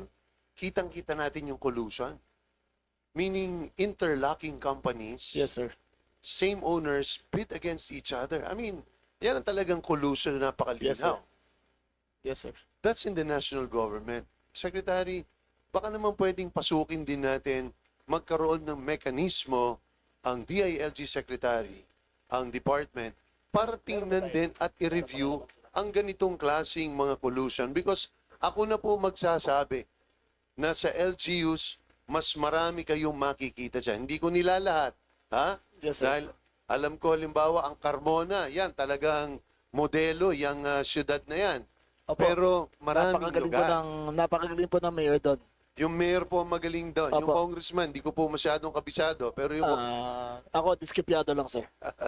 No, but seriously. Opo. Is there a mechanism or a plan on the part of the DILG to look into this? Hindi kinakailangan lahat dahil sobrang daming LGUs. Pag hindi tayo pag-sampling dyan, It is pag-aralan. part of our plan, sir, to do that. We have a monitoring team that has been instituted, and we will look into the practices of several LGUs, especially the ones with complaints, to see if there is any collusion on parts of the LCEs.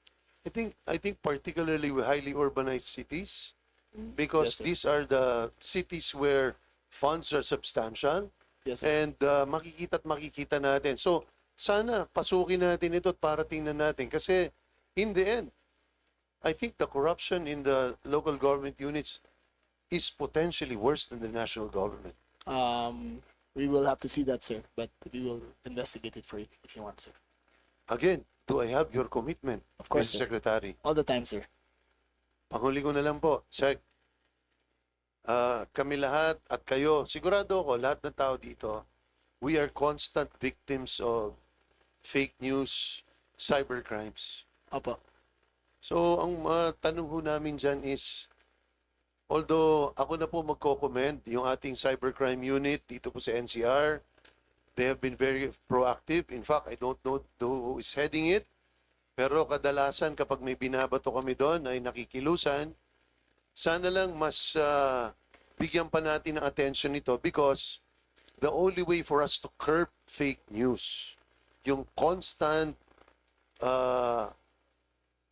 distribution of all this destructive information, mahihinto lang kapag may enforcement eh.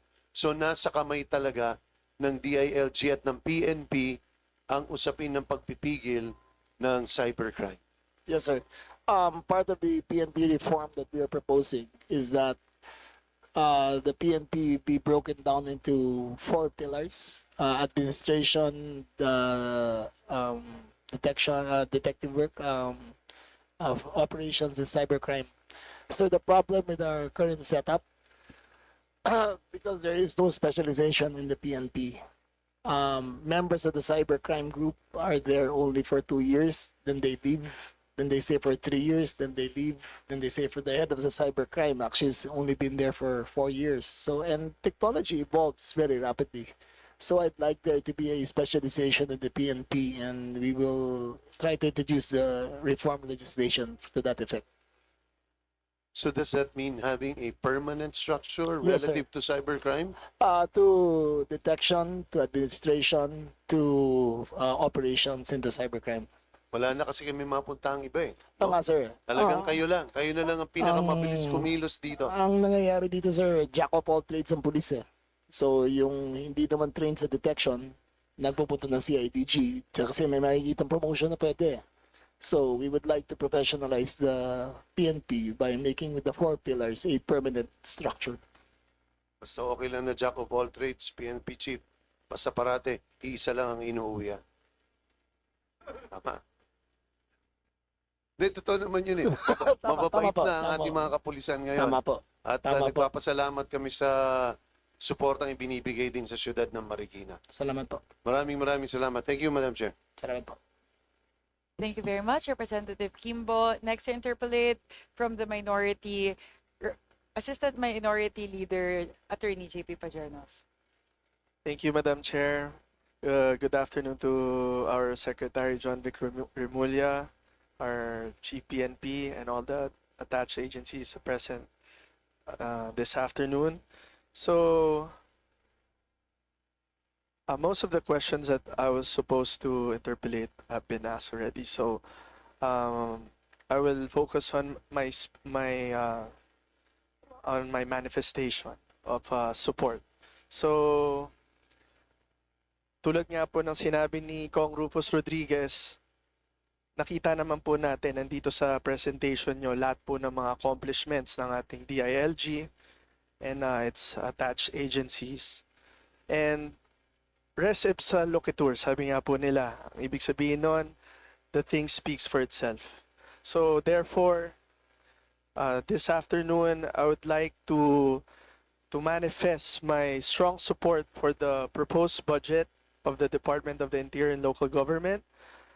Siyempre rin po, I agree also with Kong Rodriguez that, I noticed only 1.8% increase yung budget po natin from the 2025 GAA to 2026 NEP.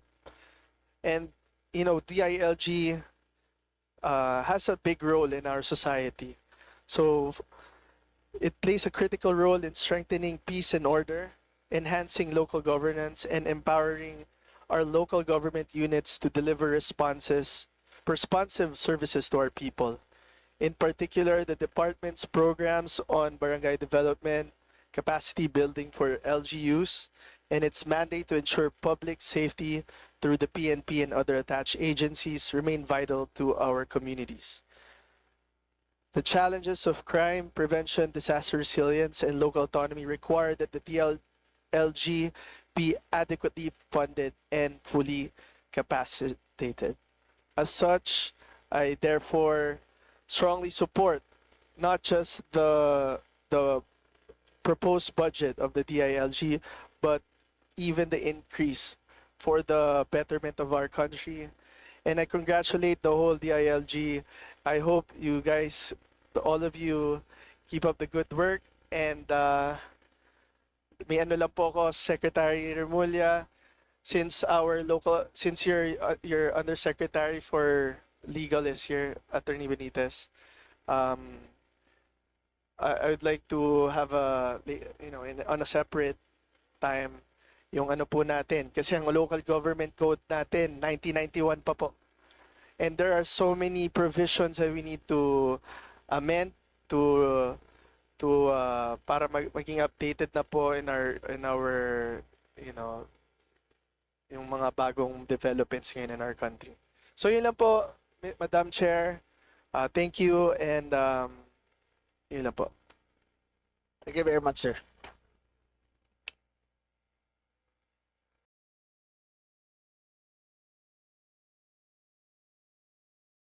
Thank you very much, Representative Pajernos. Next to interpolate from the majority, Representative Leo Rodriguez. Thank you, Madam Chair. Sa ating ginagalangang DILG Secretary Remulla, so DILG family.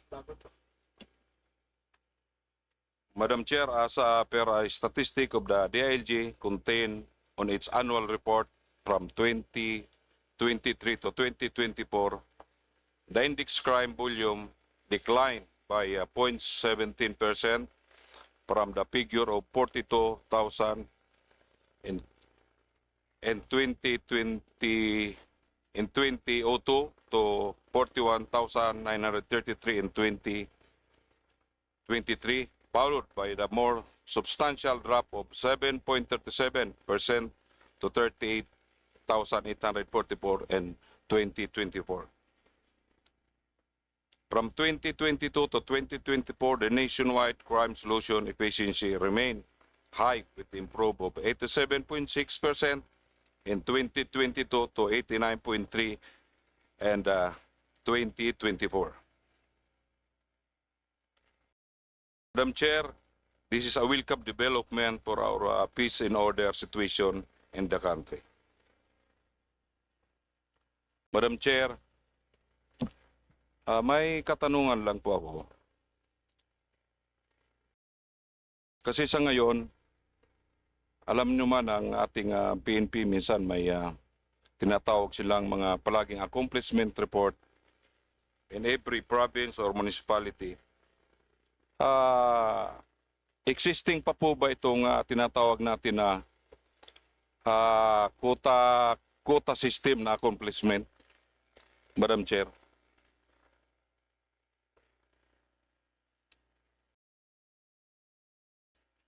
Good afternoon, sir. There's no such thing as a quota system or a directive for a certain figure to be accomplished by a certain unit, Mr. Chair, in the Philippine National Police. Kasi medyo, yan kasi minsan naririnig natin kasi pag nag-ano tayo ng accomplishment na pag ang isang tawag nito probinsya, either municipality na hindi nakabigay na accomplishment sa inihingi, parang mayroong talagang rini-require. Ito ba totoo pa ba ito? Mr. Chair, Your Honor, ang accomplishment ng bawat police station, of course, is we work based on information, intelligence, and we are always planning it out when we conduct operation. So, meaning, ang ating police operation are deliberate. Ngayon, if they are saying that there are quota or we dictate them about the number of arrests or number of operations, it is simply because of the target or set targets that they themselves have given. Kung for example sa isang police unit, they have reported that they will pursue all of the wanted persons. Then kung 5 ang wanted person po sa isang lugar, and then ang accomplishment niya po should be 5 within a certain period. In the same way that if we look at the data, for example, of the occurrence of crime, especially the focus crime, focus crime for a certain period, for example, is 5 death cases in every month ang nare-record po.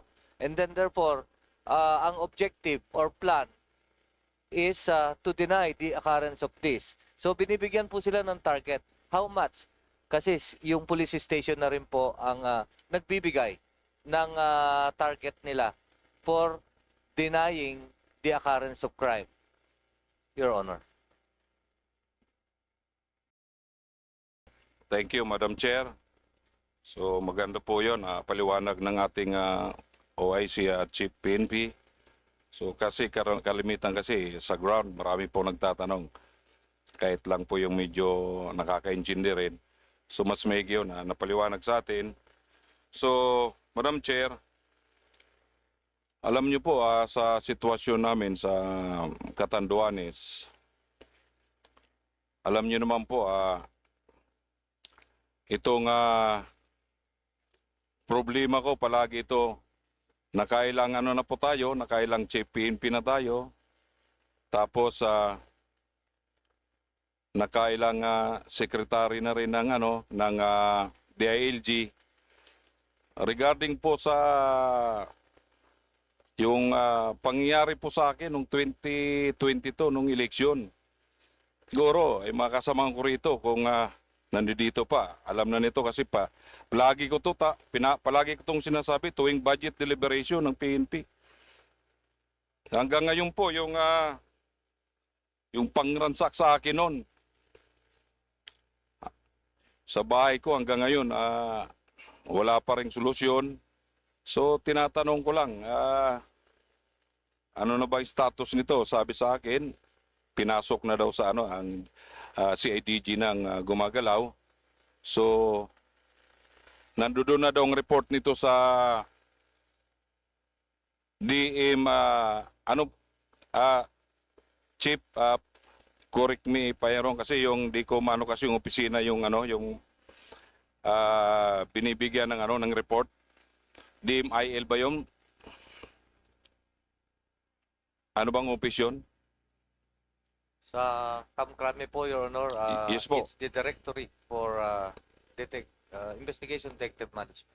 Opo, nandoon na daw ito. So, inaalam ko lang po kung ano pong status nito. Kasi itong second term ko, mayroon na naman nangyari sa amin. Inabdak na naman yung leader ko. So, ngayon, problema naman, may inaanalam pa rin natin ngayon ang solusyon kung paano na naman, anong sitwasyon. So tuwing election na lang po, may ganito eh. So I hope, sa bago nating CPNP, masolusyonan na po ito. Kasi ito rin ang iniintay namin na nag-aantay kami ng kasagutan dito, ng solusyon dito. Kasi medyo hindi na po ito basta-basta. So ngayon sa bagong liderato, alam ko mayroon kaming bagong regional director. Alam ko medyo mas solusyon niya nito. Yung provincial director naman, okay naman. So I hope lahat ito medyo masolusyonan na po ito.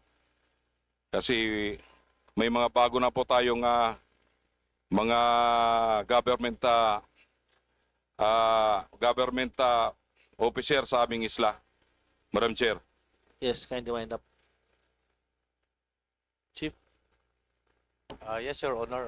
For the interest of justice and fairness, especially so that the Honorable Congressman had been waiting for that justice for 3 years already, I will personally, Your Honor, supervise the conduct of investigation in all of those cases that had been mentioned, together with the new regional director and the provincial director in the place, and all of the investigating support unit. Ay tutulong-tulong po kami para makuha nyo na po yung gusto nyong answer, especially justice to what had happened, Mr. Chair. Your Honor. Thank you, General Natates. Last question. Thank you, Mr. Chair. Thank you, Chief. Thank you, Secretary. Maraming salamat po, Mabalos. Thank you to my kababayan from Catanduanes. Next, we have to interpolate Representative Roy Loyola. Thank you, Mr. Chair. Mr. Chair, esteemed colleagues, to our DILG family, headed by our kababayan, Secretary John Vic Remulla, magandang hapon po sa atin lahat. Mr. Chair, I respectfully manifest my full support for the proposed budget of the Department of Interior and Local Government for fiscal year 2026. The DILG, under the leadership of Secretary John Vic Remulla, an outstanding governor of our beloved province of Cavite, is at the forefront in capacitating and empowering our local government units, enabling them to deliver efficient, transparent, and accountable governance.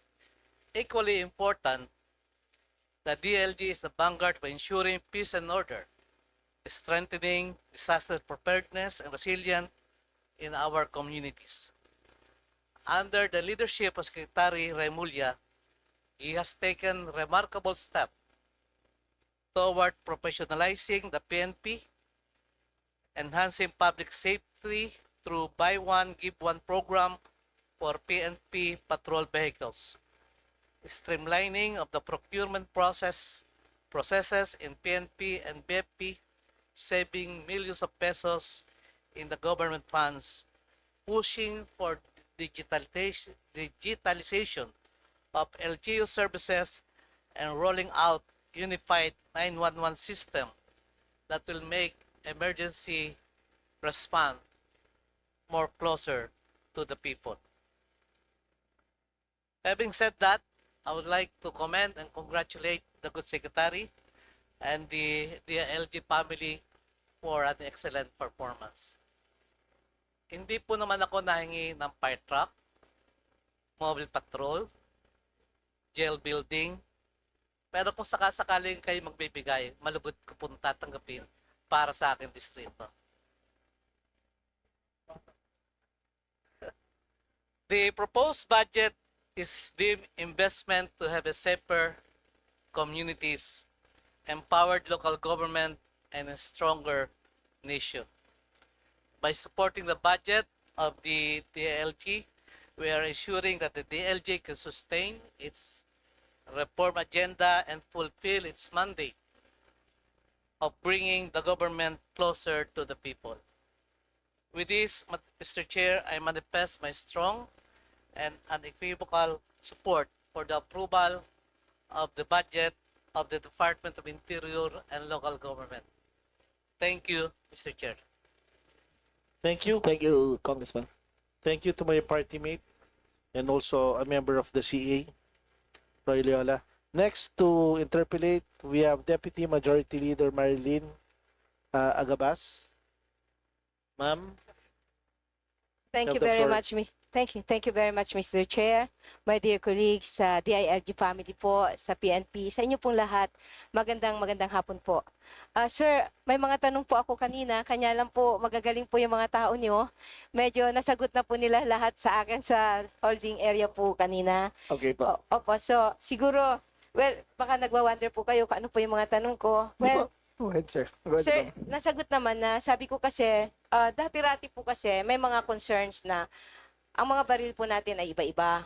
May 38, may 45, may 9mm. So pag nagkaroon po ng encounter, kung minsan po maubusan ng bala, hindi niya mahiram yung bala ng katabi niya kasi hindi magkapareha yung baril nila. Pero nasagot na po ako kanina nina RD Dindo Reyes, yung pong magaling na regional director po namin sa Region 1. Palakpakan ko po siya. Thank you. So sabi nga po sa akin, unti-unti na raw po talaga binabago na. Sa mga purchases na raw po ngayon ay puro 9mm na para medyo mas maayos nga po. So maraming salamat po sa ginawa po niya na pagbabago. Yung isang tinanong ko rin po ay yung regarding po sa mga radyo natin. Dati-rati po kasi may UHF, may BHF.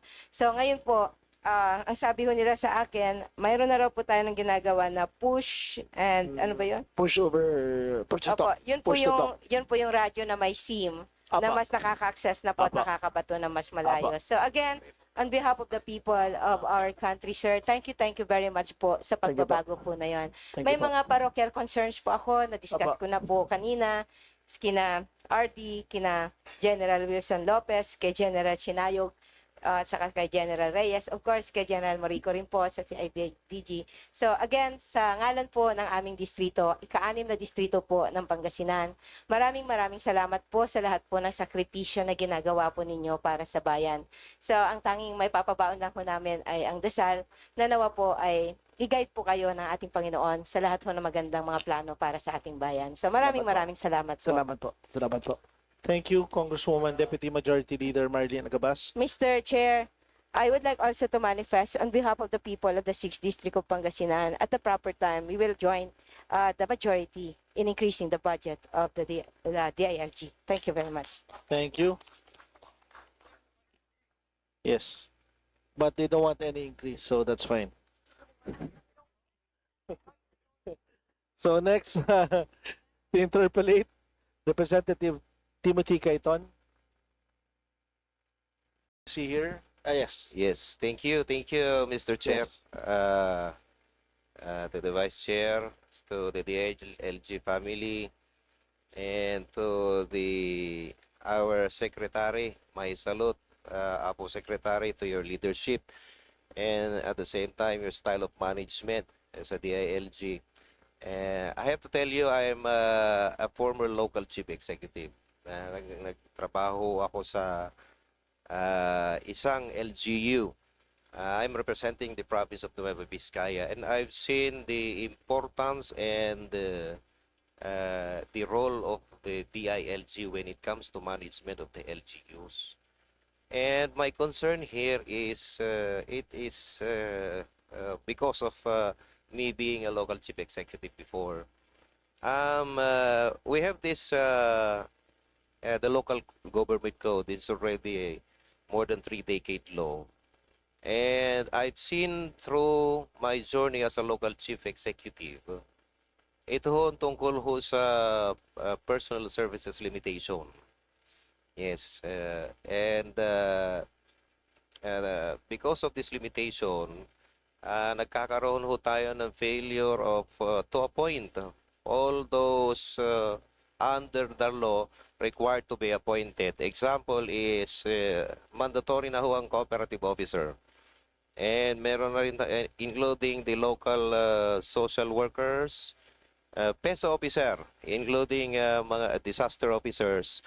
Meron yung pagkakataon na hindi ho natin na-appoint ito based on my experience because of the limitation of PS cap.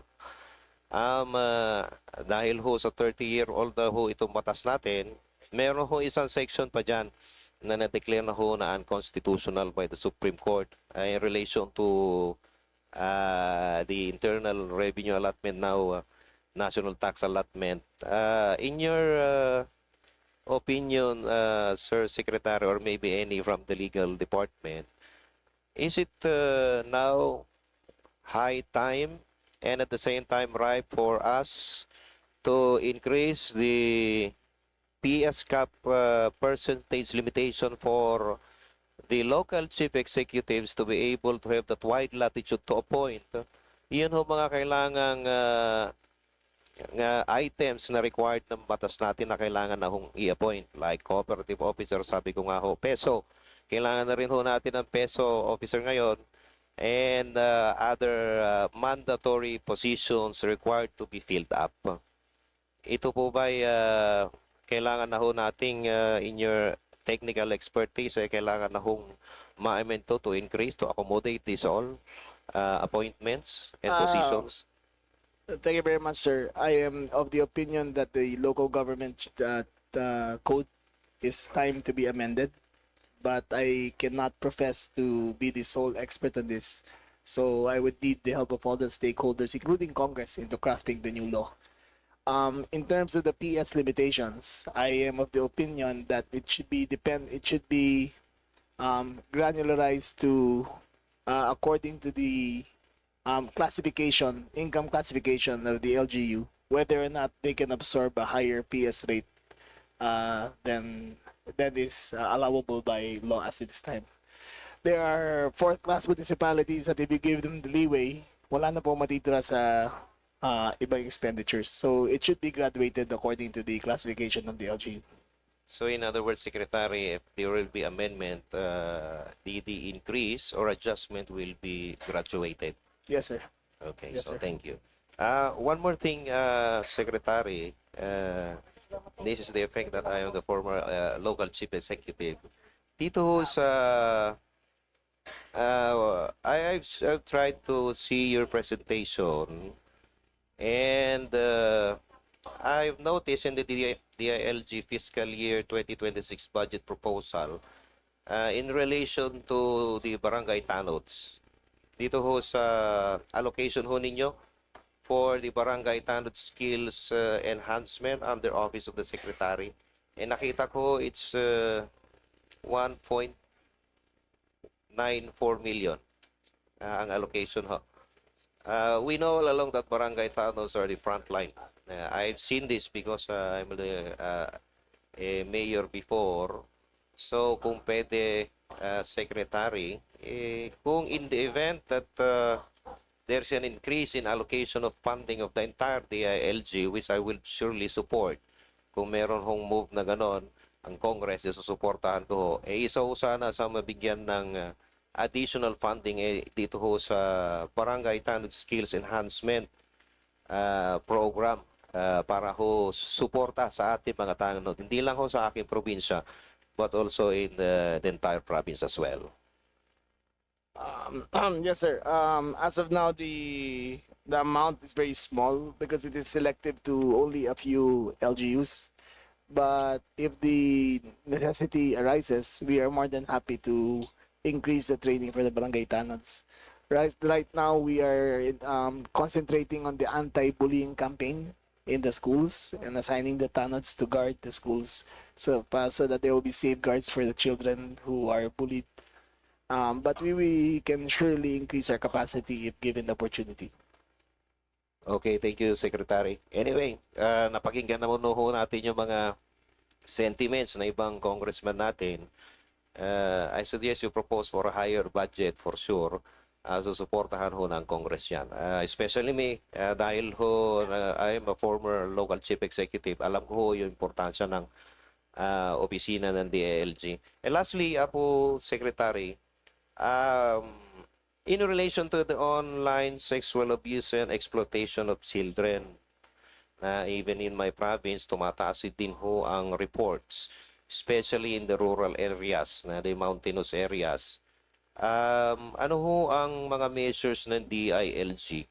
Yes, we know that LGUs, meron ho tayong tinatawag na local councils for the protection of children to look over the implementation of local laws protecting children. Dito ho sa mga cyber crimes and exploitation of children, ano ho pa, meron pa ho ba kayong measures to strengthen further itong cybercrime desk natin and finally eradicate the problem of this online sexual abuse and exploitation? Thank you, Congressman Kaiton. That will be the last question. Kindly answer. Yes, sir. I have later this year, I will commence already my series of talks which I began this year. I am meeting with the heads of Meta, of Google, of Alphabet, of the other big groups for telecommunications and for cyber, that they help us police also. Because this problem is not localized; it's international, and so we need their help in identifying the sites and blocking them automatically. We can only do so much here. It is catching the predators abroad that is also important. But we've initialized the talks, and I think in a few weeks I will be in the US, sir, to fully engage in constructive dialogue to make this happen, sir. Okay, thank you. Sec, can I have one more question? I'll allow you last question, please. Yes. Kindly make it direct. Thank you. Yes. Parochial concern to the PNP, also to the BFP. May I relay that we are still in need of mobiles, regular PNP, provincial PNP namin, including yun sa mga municipal. And also, we still in dire need of fire trucks for the provincial government, and also additional to municipality of Judy, fire station and fire truck, and also to Alfonso Castañeda. So hopefully would consider that one, and rest assured that I will extend that full support to the budget, including the program of the DILG. Maraming salamat, Thank you, Mr. sir. Chair. We will take care of it, sir. Thank you. Thank you, Sec. Thank you, Congressman Kaiton. Next to interpolate is Representative Romeo Acop. Is he still around? Sir, you have the floor. Thank you, Mr. Chair. Magandang hapon po, Mr. Secretary, and to your DILG family. Mga tanong ko po tungkol sa budget ng Philippine National Police, where I came from. Number one, you have an obligated appropriation in the amount of 4-point-something billion. 2024 actual. Pwede po bang malaman ano itong mga ito?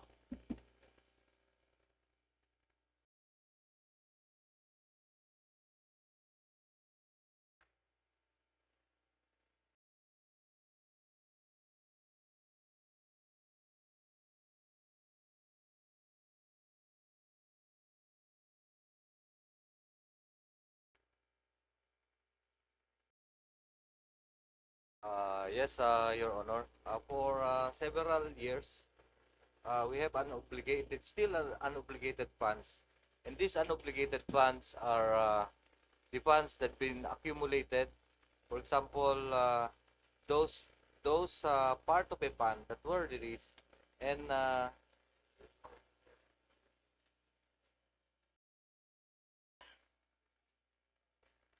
those are the CEP balances.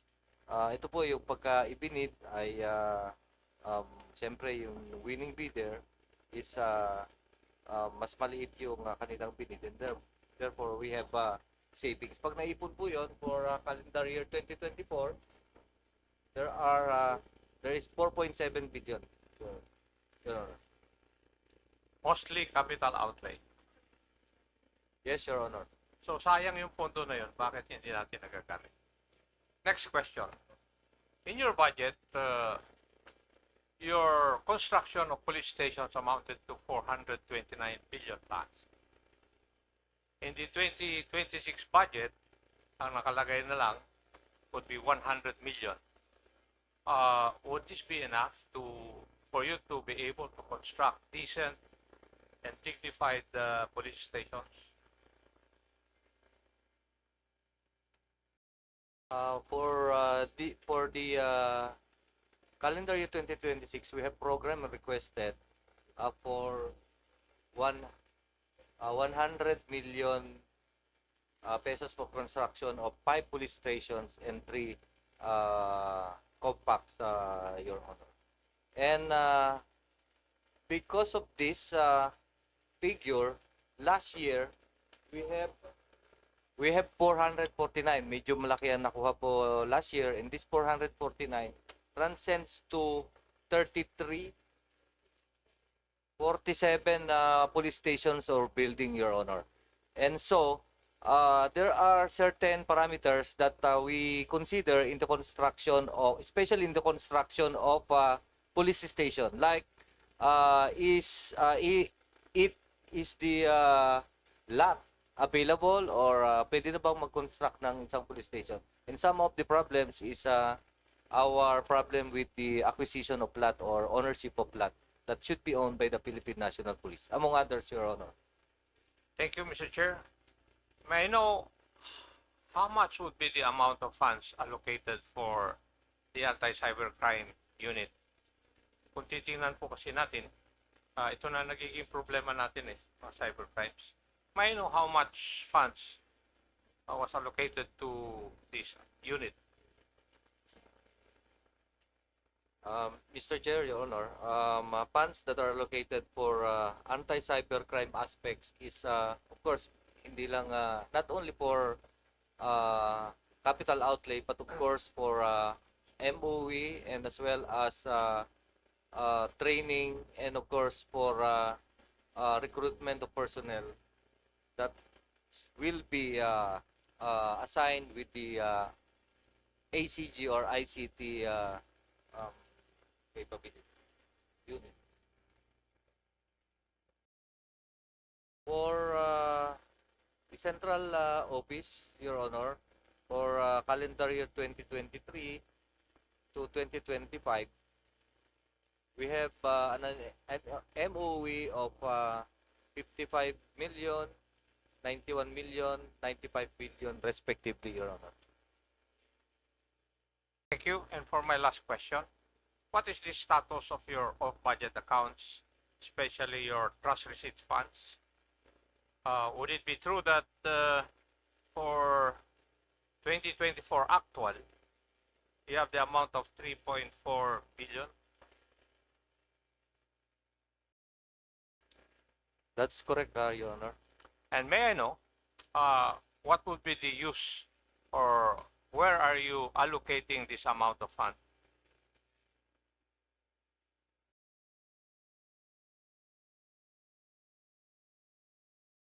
In 2024, indeed, there is a 3 billion amount for particularly the trust receipt, Your Honor.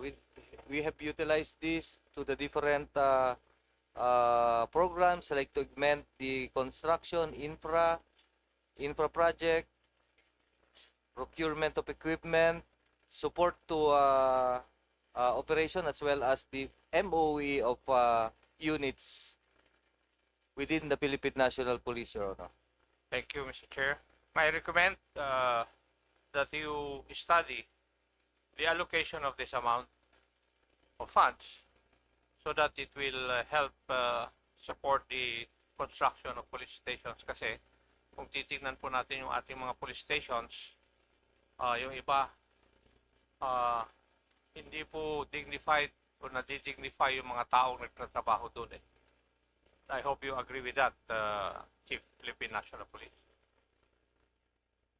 Yes, I agree, or the Philippine National Police agree, Your Honor, especially so that we would like to revisit the provisions for the utilization of the trust receipt fund. Of course, we would like to increase those units who contributes to this collection, such that merong TR funds. For example, a mandatory share will be given to each and every unit, like the Firearms Explosive Office, the SOSIA, the Highway Patrol, the PTC4, the Health Service, Crime Laboratory, kasi sila po ang unang-unang magkaroon ng funds so that the collection and the usual services ay magawa. And especially when we deducted this mandatory amount, of course, it's the programmable amount for the utilization again, for construction, etc., Your Honor. And the construction for police station will be prioritized, Your Honor. Thank you, Mr. Chair. That would be all for this representation. Thank you, Congressman Akop, who's also a member of the CA. Next interpellator, Representative Mark Huangco. Boss. Thank you, Mr. Chairman. Greetings to the DILG and Secretary John Vic Remulla. I had written a letter to the good secretary on July 21, received by his office on July 31. This is regarding the transfer of a policeman who had killed a person in the town of Lingayen. This policeman was charged with murder, but he has been let out on bail because the person that was killed can no longer testify. But before he died, he said that it was the policeman who had shot him. This has to do with the last elections for barangay captain in the town of Lingayen. So it's politically related. What's happening po is that the policeman is terrorizing witnesses and influencing witnesses to the case. So it is our request that he be transferred far enough away from Lingayen so that he cannot come home on weekends and terrorize the neighbors. Sir, I will do one better. Instead of transferring him, we will refer the matter to NAPOLCOM, and NAPOLCOM. What is the name of the officer, sir? I have the letter. I don't want to mention it here because it might affect the case. I don't want to talk about names. Sir, our regional director will go to you to affirm that. I think, sir, that the person has been dismissed from service. Okay, that would be great po. Yes. Okay. Thank you, Mr. Chairman. Next point is the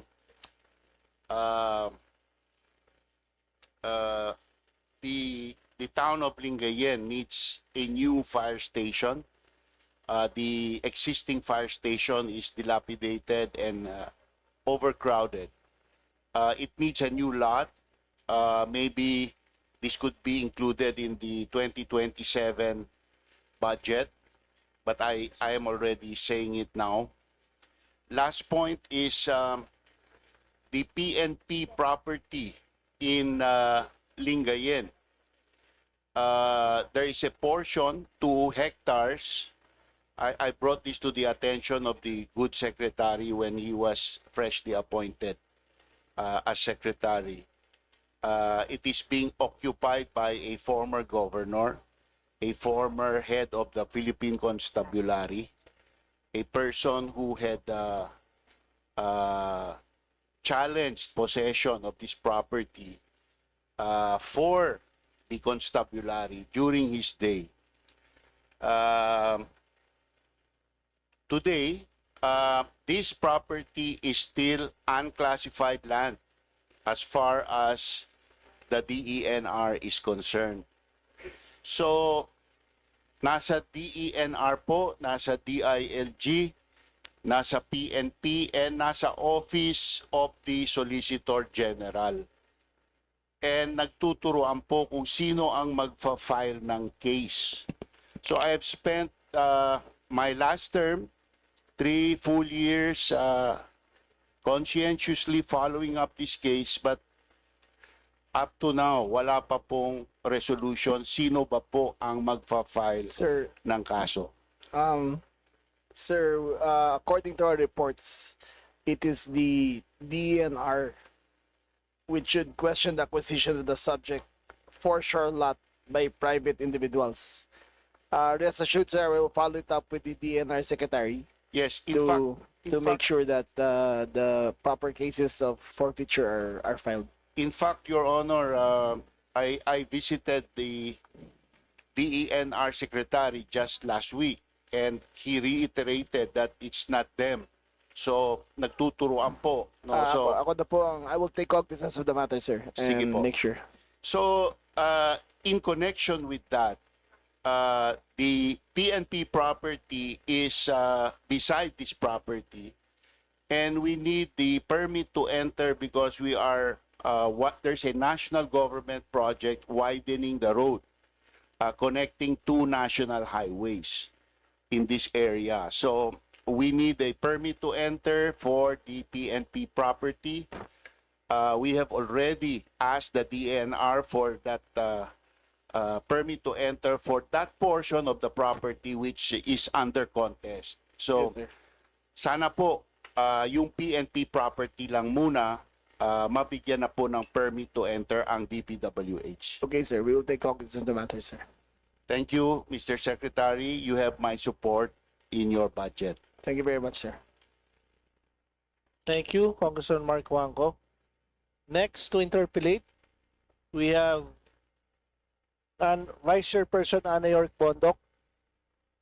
Ma'am, pakitawag si Ma'am, Vice Chairperson Ana York Bondok, you're recognized.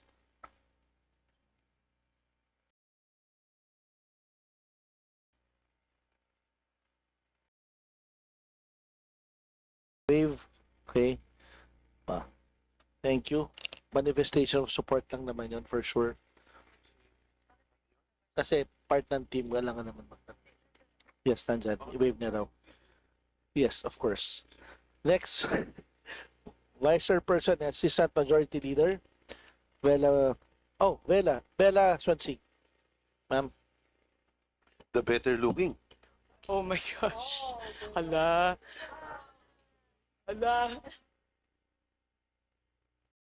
I withdraw. So, is that a motion? Go ahead. Alright. Good afternoon, everyone. Good afternoon, Mr. Chair, Secretary Remulla, and the DILG family. Just a quick question po kasi alam ko everyone is tired about the emergency 911 hotline. Yes, ma'am. So I saw po na because I've heard like really good feedback about the emergency 911 program. So Yes, ma'am. we want to see as to how to further support the program. So ngayon po 1.0 billion po for 2026, no? 1.4, I think something like that. Yes, Okay. ma'am. Can I Probably it's 1.0. Yes, ma'am. 1.0 po. For the benefit of everyone, because not everyone is familiar with how the emergency 911 hotline is operationalized. Can the good secretary po provide an overview? Like, for example, if a call is given to the hotline, how do we, for example po, taga Sultan Kudarat po na barangay, paano po siya nababato? Yes, ma'am. This is actually the most advanced 911 system in the world. We are applying the latest technology from the best that the world has to offer, and we agglomerated it into one system. The system, ma'am, will have 5 call centers, 1 in Ilocos, 1 in Manila, 1 in Cebu, 1 in the NIR, 8 pala, 1 in Mindanao area, and 1 in the BARM. Each call, ma'am, is we already have an agreement within all the telcos, and they have registered with us. each call will be geolocated. So the person is identified, and the person according to the ID system, and the person from where he is calling or the person is calling will be identified too. And the geolocation service will make us reduce the incidence of prank calls, because 60% of the calls in the 911 system are pranks. So the original 911 system of the Philippines has 35 LGUs, and now it is only truncated into one. And that one system will be connected via POS, where the radio call can be isolated to as small as a per street basis responder, to a per town, to a per province, or even the whole country can receive the messages as it goes. And it can also be streaming is also available on the call. So if you want to, there's an emergency, if you want to stream it, you can connect via WhatsApp or Messenger, and the responder can give you instructions on what to do, like on a first aid basis, or if there's a fire, or if there's a crime going on, then advice can be given right away. So it's really the most advanced in the world that we're employing, and hopefully to give the people what they deserve of better and more responsive governance for everyone. Thank you, Sec. So as of now, 35 LGUs, is that correct? Yes, is ma'am. enrolled. At current, Quezon City has its own number, San Juan has its own number, Makati has its own number, Pasig has its own number. Kanya-kanya tawag yan eh. So we are now unifying it to one, and the other LGUs will become dispatch centers for the emergencies in their localities. Okay. How much SEC for fiscal year 2025 was approved for the emergency 911 hotline? 1.4 billion, ma'am. 1.4 billion last year. So this year, Yes. this year po 1.0 na lang. Yes, ma'am. Medyo magsasuffer po ba yung programs? Kasi nagka-budget cut. Hindi, ma'am. Kasi yung biggest capital outlay was in year 1. So the next one, palitan capital outlay namin, puro MOE na lang matitira. Okay. So ito po yung pag-establish na regional command centers. And ma'am, I have to, according to where the call is coming from, it will be, the lingua franca will be the one answering. So from Cebu, Bisaya po ang sagot. From Ilocos, Ilocano sagot. From Barm, Tausug ang sagot. According to where you come from, you don't have to speak Tagalog or English. You speak in your native language to state your emergency. Sana Sec makarating sa Soc-Sargen yan. Oh, of course, ma'am. Of course. It'll be there. Sige po. Yung 888 citizen hotline po ba would be... Yeah, is it under this? That's Office of the President, ma'am. Okay. DILG po to. Okay. Sige po. And then, someone brought to my attention po yung Emergency 911 National Command building. Which one is that, ma'am? The one po in Project 6.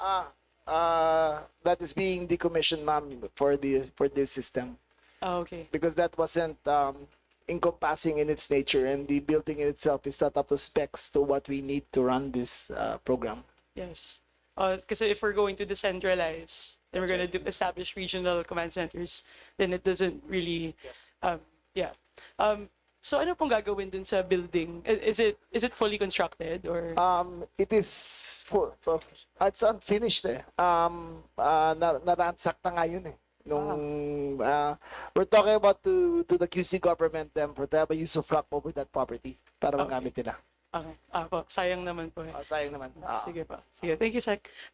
Thank you, Mr. Chair. I just want to give my full support for the Emergency 911 program. Thank you, ma'am. It's a really, really good initiative, very modernized and very advanced in terms of how to respond to like very immediate issues that face our constituents. Thank you. Thank you, Mr. Chair. Thank you.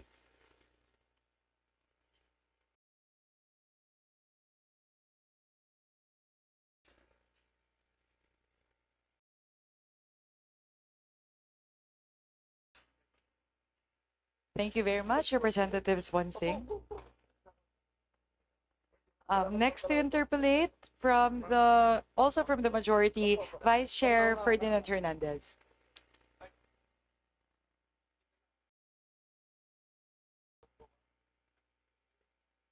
Next is Assistant Majority Leader Toto Maundadatu.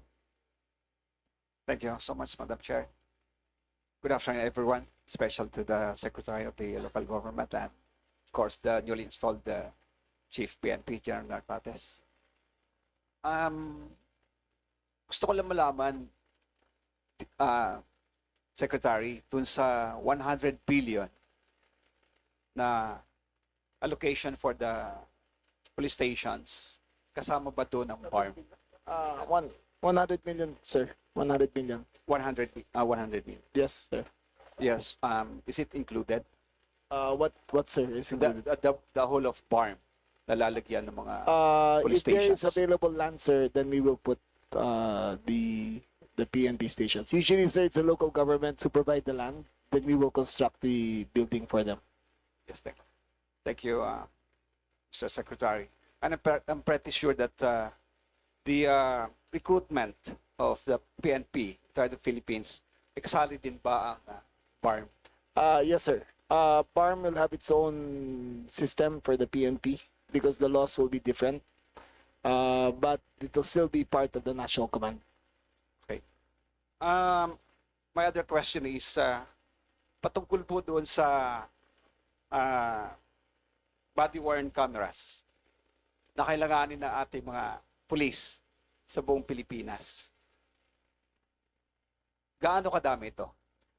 Sir, we plan to procure 100,000 units in the next 3 years. It will be the state-of-the-art body-worn cameras. Once you take it off and from the main base when you report to work and you put it on, it cannot be turned off for 12 hours. So the entire time you're on duty, nakabukas po siya. Kasi excuse lagi ngayon tuwing may raid, nakapatay ang mga nawawalan na baterya, o kaya kung natutulog sila, pinapatay yung baterya. Ngayon, sir, 24/7, namomonitor na ginagawa ng lahat ng pulis sa kung nasaan sila. Pwede ho malaman anong brand ng ward body cameras? Ay, ibibid pa po namin eh. Ibibid po namin. Pero ayun pa yung sa specifications na ilalagay namin. Yes, kasi maalala ko po, Mr. Secretary, noong 2022, August 2022, kami po inoperate ng CIDJ doon sa lugar namin. But of course, I don't want to disclose the names of these officers. Walang mga body-worn cameras. Pag tinanong mo, sabi may mga camera naman daw na cellphone. At nakatakip sila lahat.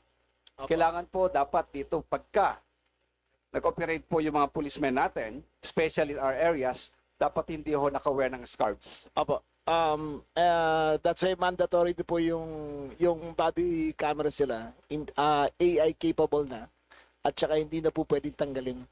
Even though they are in the bathroom doing their private things, they cannot elect to turn off the body-worn cameras. It is mandatory for the entire time they're on duty. Thank you so much, Mr. Secretary. You expect my support on your budget proposal. Thank you very much, sir.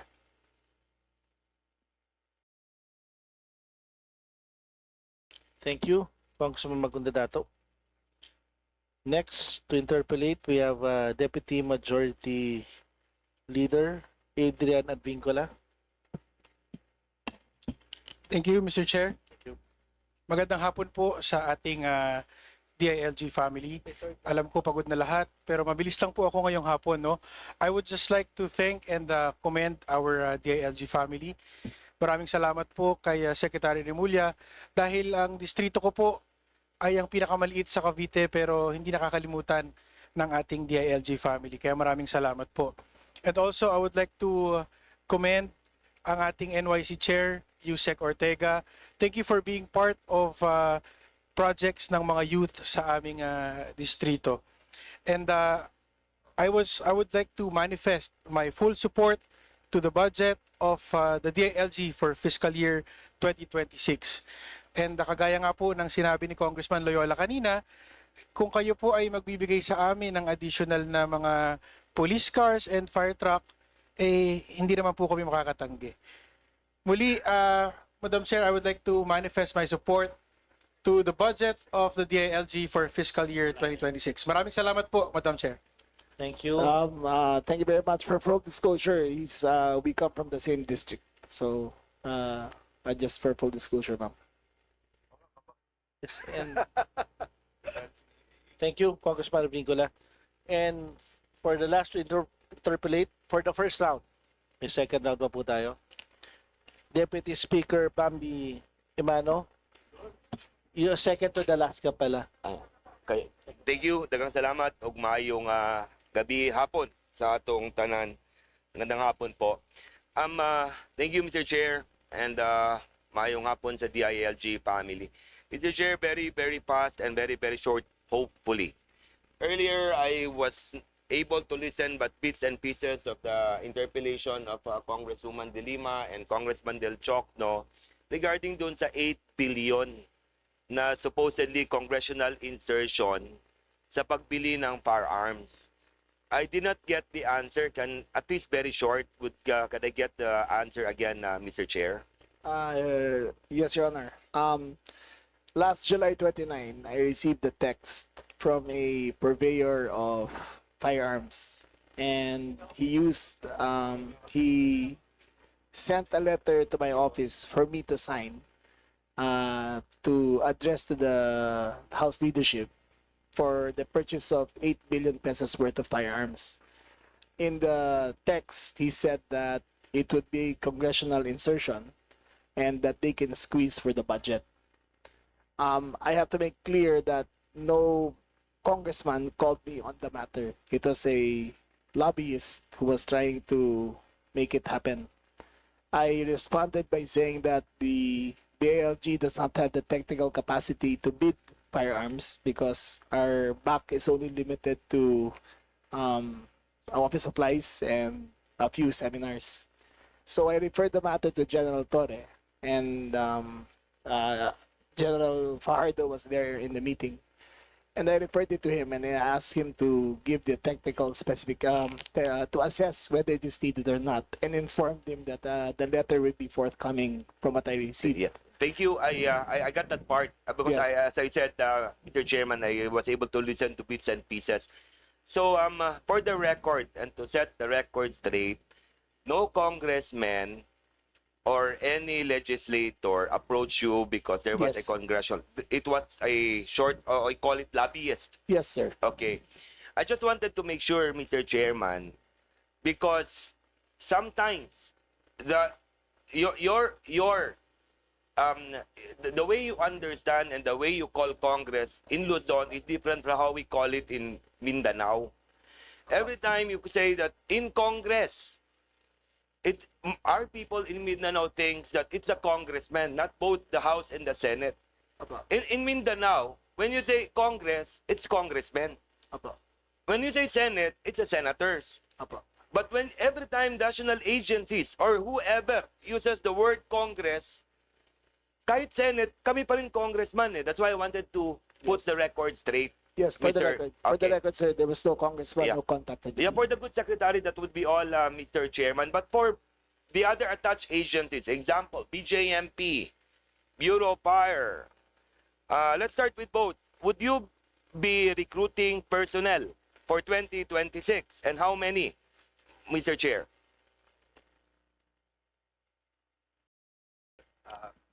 Thank you, Madam Chair. The Bureau of Fire Protection is allocated 2,000 yearly new personnel, Your Honor. Alliance, BJMP. Yes, Mr. Chairman. Same, sir. 2,000 yearly.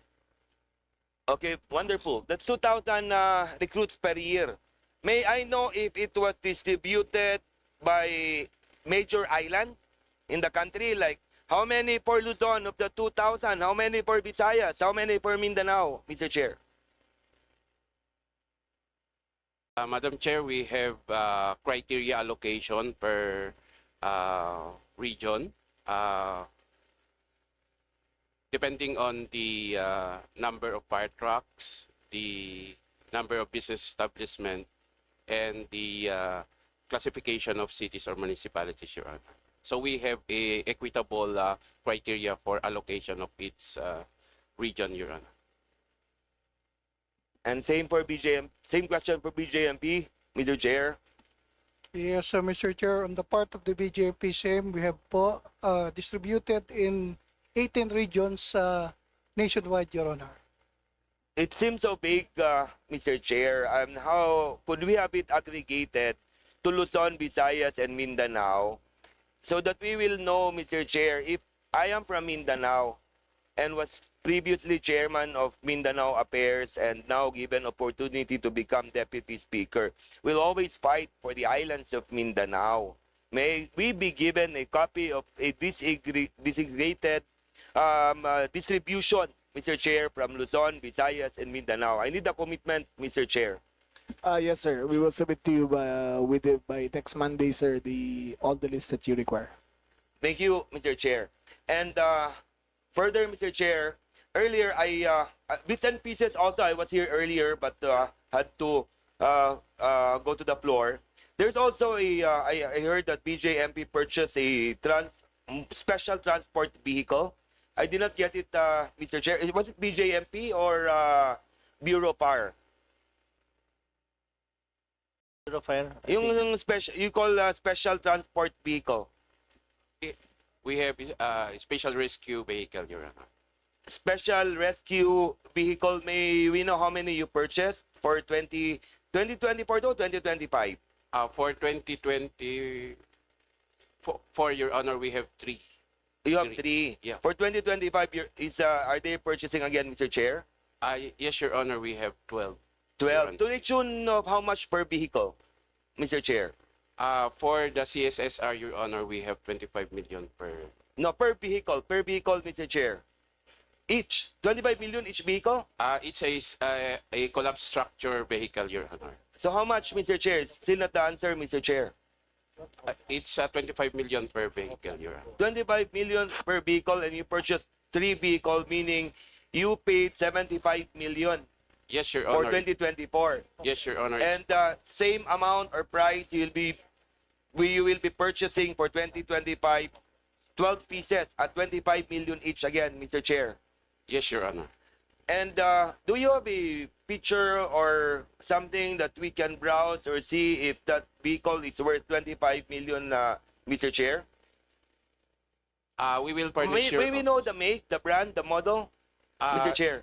It composed of different special equipment that would give the special rescue for rescue operations, Your Honor. Yeah. A hydraulic cutting machine. There are several equipment that is inside the vehicle, Your Honor. Can we get the picture, Mr. Chair, or the documents of the said vehicles, Mr. Chair? You are directed to submit to this committee, Director Fernandez. Yes, Your Honor. By when? By Monday, Your Honor. Monday. Or even tomorrow, Hopefully, Your Mr. Chair, before plenary. Yeah, So 1 yes, week, Your Honor. you can submit that Yes, Your Honor. for a picture, but 1 week. For the technical specification, Your Honor, including the But pictures. You purchased it already, so you must have it. Yes, Your Honor. I cannot allow siguro 1 week. Tomorrow, Your Honor. You can Yeah, do yes, it. Your Yung pala, kaya nyo naman pala bukas magawa. Huwag kang kumain kay Secretary de Yes, Mulya. sir. Sa kanya pwede yun, sa iyo hindi. Yes, sir. So, tomorrow, Yes, Your what Honor. time? 10 o'clock, Your Honor. 10 o'clock. Would it be possible, Mr. Chair, that this representation be given a copy of the said purchase Yes, vehicle? we will Mr. Chair? ask the Secretariat to give it to you. Yeah, okay. And may we know, Mr. Chair, if they were able to purchase fire trucks for 2024 and how many they will be again purchasing? I'm sorry if it was asked earlier for 2025. And 26. For 2025, Your Honor, we're still on the process of procuring for 2025, we're still in the process of procuring the fire truck, Your Honor. And we have one bid, but it was unsuccessful, Your Honor. For 2026 NEP, we have 10 units of 500 gallons, Your Honor. 10 units. Yes, Your Honor. May we know if it has been allocated or it has target beneficiaries already, Mr. Chair? We're still on the process of proposing, Your Honor, for 2026. Yeah, Mr. Chair, I asked that question because I actually have a very short timeline presentation. Because I was hoping that, of course, under Bureau of Fire, was hoping that they're not a promising department, Mr. Chair. Promising ng promise lang, tapos hindi natutupad yung mga pinangako nila, especially during the previous budget hearing. Halimbawa, ito Mr. Chair, I think if we can present a timeline. Ito very fast lang Mr. Chair. If I still have time, Mr. Chair. Right. Actually, we wrote them on August 15. And they committed that a fire truck will be delivered to the municipality of Libertad in Misamis Oriental, a town very near, actually, Lagindingan Airport, which and they received the letter and they committed that they will be allocating for Libertad. Ito yung timeline. See, all those letters received. I have evidence, Mr. Chair. September 16, 2024, last year, we sent out a follow-up letter to our request and we inquired if there had been any developments of the matter. It was duly received by the office. Sadly, I'm sorry to say this, no reply, Mr. Chair. May 30, 2025, just this year, we sent another letter. You did not reply. The DILG did not reply. Mr. Chair, let me remind them again that RA 713 under Code of Conduct and Ethical Standards for Public Official, 15 working days you should have replied. May I know why they did not reply, Mr. Chair? BFP.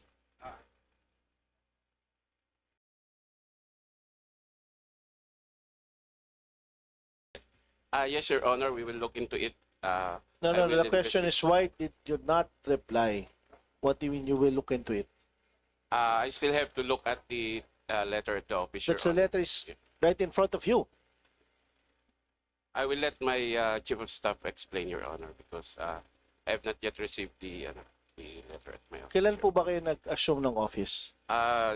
Last March 11, Your Honor.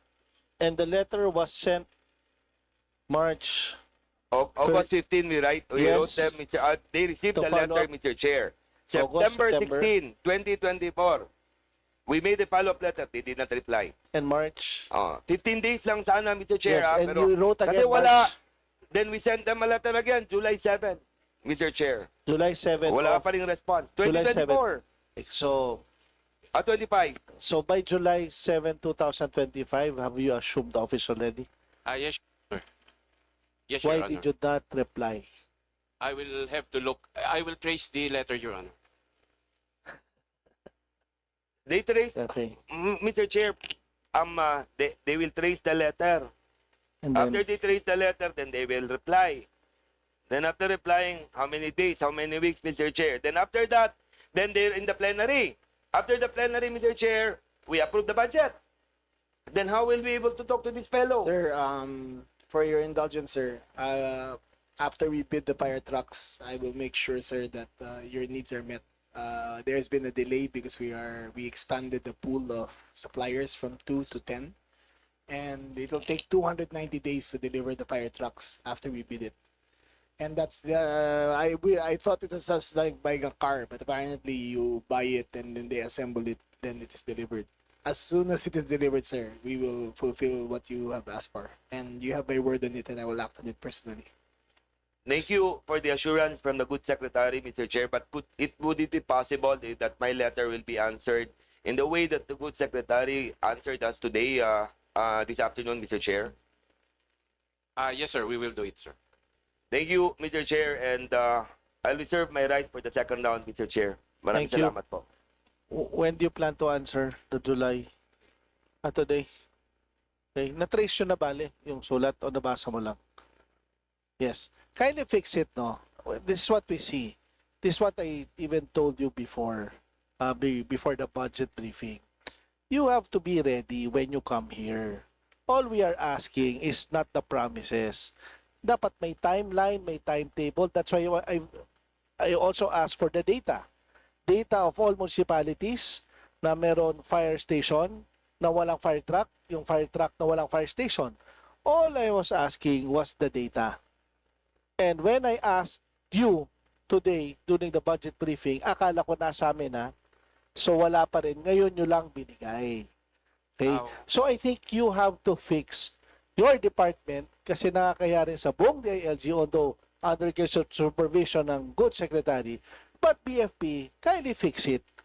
Kasi yung sinasabi ni Deputy Speaker Emano, it's not only the victim of the empty promises. Me, myself, I'm also the victim. Nawala na yung dating director natin, di ba? Nagbigay kayo ng fire truck, walang fire station. Nagbigay kayo ng fire station, walang fire truck. So, with this, nakikita natin napaka-disorganized nyo. Although we're trying to do something about it. And we're here also to help you. Kaya lang ganito nangyayari kasi mismo kayo, ang gulo-gulo nyo, even just a simple letter, ititrace nyo pa, hindi kayo sumasagot, actually pwede kayong kasuhan ng ARTA. Yes, Your Honor, about the letter that, about the instruction last week, we forwarded to your office at 3/11 September 5, Your Honor. I've sent the received copy at your WhatsApp, sir. Yeah, just different ata yung pinag-uusapan natin. Same instruction. The data. Yes, sir. The data. You Yes, sir. sent September? September 5 at 3:11 Saan? p.m. Where? At your office, Your Honor. Kindly check. Okay, so we also check it. So thank you for that. At least, yun ang communication, kung malinaw, kung alam na congressman, ito po yung timeline. That's a very good explanation ni Secretary. Na after you bid, 290 days pa pala. So, ang nangyayari kasi, pangako kayo ng pangako, walang nangyayari, mas lalo tuloy na iinis. But kung mangangako kayo by this date, sasabihin namin, darating na po yan kasi nabid na, may constant communication, hindi po mangyayari itong klase misunderstanding. Do you get what I'm saying? So, okay. Thank you, Director. Di po ako nagagalit ha. Pero wag niyong hintayin magalit ako. Mr. Chair, I'm Okay. also not mad. I'm just pointing out. Yes. I'm also just pointing out the timeline. Yes. And even just the respect ng sa office mo is to respond to your letter. Yes, Mr. Chair. Okay. Kindly fix it. Thank you. Kaya mo? Very good. Thank you. Di ba? So, for our second round,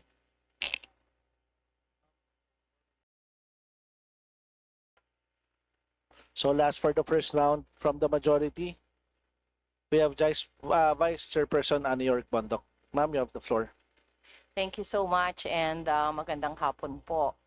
Firstly, I would like to commend the DILG and its very able secretary.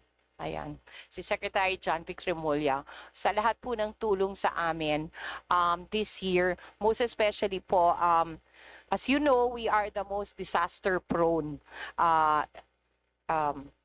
district in the entire Philippines. And sobrang grabe na po yung baha.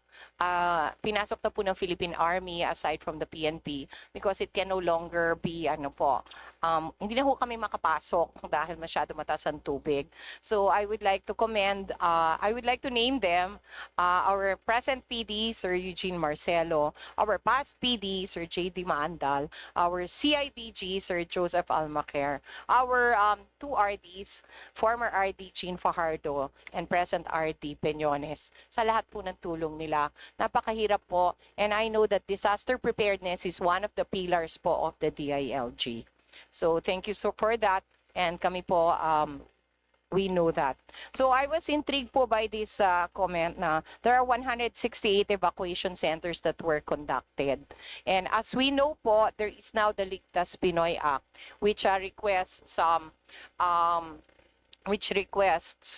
which actually mandates that each municipality should have an evacuation center so that they would stop evacuating po sa public schools.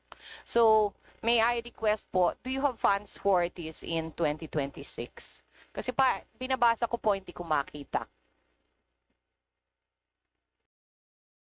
Yusik Sabang will answer.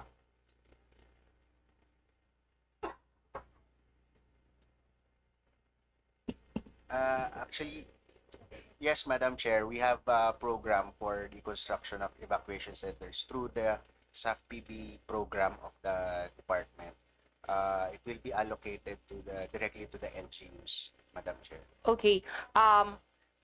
Just like the flood control projects po, sana i-allocate po natin yung ating pong evacuation centers sa lugar na kailangan mag-evacuate. So, do we have a study on kasi kami were forever evacuated eh. So, do we have a study or how are we going to prioritize these evacuation centers? Kasi baka gumawa tayo sa evacuation center ng lugar na wala naman nag-evacuate because the law said that we should put in every municipality. Siguro, but no, maybe we're yes. thinking of fire. Pero No. let's think about the Yes. Project Noah, Red Yes, also, para makapagtugon na tayo ng immediate issues. Ma'am, in our data bank is the database is the 30 the most disaster prone barangays, and we will prioritize according to that. Ay, salamat ng marami. So, thank you for that. And that's just a reassurance. Another thing that I read with much interest is that 70% of the cyber crimes were solved. Totoo po ba yun? At bakit ang dami-dami pa pong umiikot na cyber crimes every day? Dun sa, mag-scroll ka lang ng Facebook, araw-araw po may cybercrime na nagaganap. Or baka yun lang ho yung na-report? No, I would like, first of all, kung totoo talagang 70%, I would like to commend you because that is a very good rate. Kaya lang, parang hindi po namin nakikita kasi everyday may cybercrime na nakikita po namin sa Facebook daily. Siguro there's a cybercrime every minute na po. And today, I think the cybercrimes just went through the roof. That's true, Your Honor. The data shows that a large number is committed over the cyberspace. And so, those are the reported only. And for as long as for the data, we'll ensuring that yung data po tama. Nang na-report. Reported because of the complaint, Your Honor. Apo. So, kailangan can we report this cybercrime to the 1 billion 911s po na itatayo ninyo? Pagka ang report is we need immediate response committed over the cyberspace, then we can. You can refer it. And somebody from the police station or somebody, it will be referred to the police. So, thank you so much po for that. Na-intriga lang po ako that you solved 70%. And if that is indeed true, then congratulations po and keep it up. And sana po matuloy-tuloy ito. And lastly, I would like to commend our secretary. I have known him since kababata ko po yan. And I just wanted to say he comes from a very distinguished family from his dad to his brothers, but kakaiba din po si John Vic. So, I have full confidence in him. Mabait po yan, very charming. Yung mga nahuli ng fire trucks, I'm sure gagawa niya ng paraan. And I have full faith in him, and Mr. Secretary, you can expect the support and thanks of the 4th District of Pampanga sa inyong budget. At sana po, mas palakihin pa. Congratulations po and Thank you very much. mabuhay. Salamat po. Thank you, Congressman Anayork Bondok. And for our second round, meron pa? Tapos na, wala na. For the first round, sorry, we have Congressman Jeffrey Ferrer. Thank you. Hey, boss, you have the floor. Good afternoon, and then thank you very much for this time. Ito, short lang to because this coming to my attention. I go direct to the point na lang, no? That there's a case in Negros Oriental that yung nagtanong din sa atin yung isang mayor doon because may case siya, decision for suspension sa ombudsman. Now here comes the DILG who will implement that. Pero yung tanong ko lang because naka-MR siya. Ano po? Naka-MR. So it might be that the MR will be reversed or will not. So yung DILG family natin hindi nagbibigay ng allowance or time for that the finance Sir, issue. it depends on the dispositive portion of the decision of the ombudsman. If it directs us to enforce immediately, the MR, the primacy of the ombudsman's order comes first. Yes, but thank you for that. If the word sir in the dispositive portion says immediately executory, then we will execute. We have no choice but to do so. Okay, but the thing is, there's an invitation for a meeting. But the point that I will raise today is that naka-include yung sa meeting, this is a case, naka-include sa meeting, the attend meeting without legal counsel. Ito ba yung natin sa... Who did the letter come from, sir? Yes, this is Assistant Regional Director, Lailin Ortiz. Sa NIR yan. Yes, I will look that's into why, it, sir, because I was appointed as a chairman in Congress in NIR. So, Sir, I will look at a copy of the letter. Can you Yes, send yes, it to thank us? And I'll see its propriety, sir. well, of course, my cousin also, Yusek Ortega is here. Pinakita ko na yung letter sa kanya. Thank you very much. With your, You're welcome, sir. With your budget in 2016, walang problema yan. I personally will support that. Thank you po. Since Thank you are my friend also. Sir, thank you po. Salamat po. Thank you, Chairman. Thank you very much. Thank you, Congressman Perez. So that ends our first round. For the second round, we have from the minority, Assistant Minority Leader Rene Ko, who's also from UP. Thank you, Mr. Chair. I left the last round na may questions po to the National Youth Commission, tas gusto ko lang siyang ituloy. Yung next question ko po is siguro na-share na may budget slash, although may funding pa last budget year. Meron po bang specific plans yung DILG para i-address yung rising youth unemployment, education gaps, political disengagement, lalo na on the part of the NYC, given na may slash din sa budget? Madam Chair? For the budget of NYC, so far lahat naman po ng advocacies namin covered. And given that we have insertion pa for, adjustments for next year, we already have ironed out all the terms of reference to mga projects. So we have a good catch-up plan already.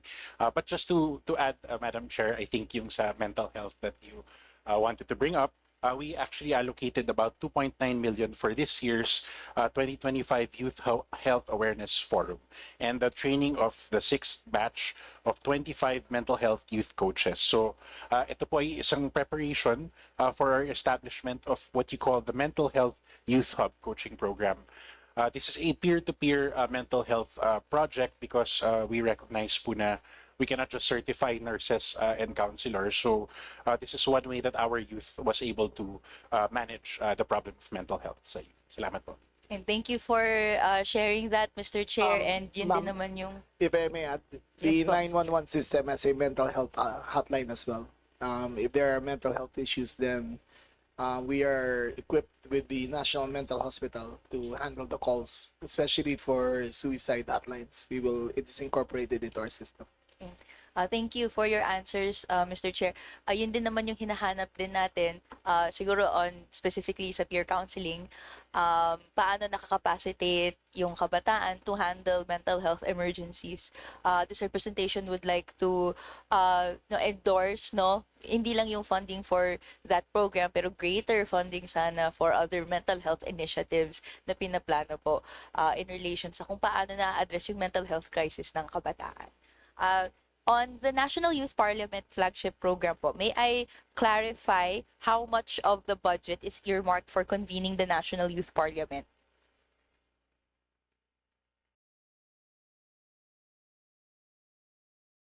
Madam Chair, for this year, the amount of 4.9 million is allocated for the National Youth Parliament National Assembly. Can we ask din kung syempre tinetrain ito yung kabataan on parliamentary procedure and on the different aspects of lawmaking. What percentage of the outputs of the National Youth Parliament yung nasasend po dito sa Congress? And then anong percentage din po yung nasa sa batas? Actually po, Madam Chair, what's nice about the National Youth Parliament is a lot of LGUs have been initiating their own. After a lot of candidates have joined the National Youth Commission, National Youth Parliament, dinala po nila sa kanilang LGU. And for us, that is a manifestation of how the output of holding one National Youth Parliament. Kasi po, sa isa pong National Youth Parliament, there's about 1,000 SK, a mix of SKs, local youth development officers, local youth development councils, and youth organizations na sumasali. So we don't have the specific number now, but what we did po sa NYC is that before we held the National Youth Parliament National Assembly, meron po kaming National Youth Parliament Regional Assembly. So it started before I came in, and it ended po. It finally ended when I came in as well. So right now, ang goal po namin is mag-gather lahat ng mga nag-attend sa regional assemblies para makapag-attend po sila dun sa National Assembly this December. If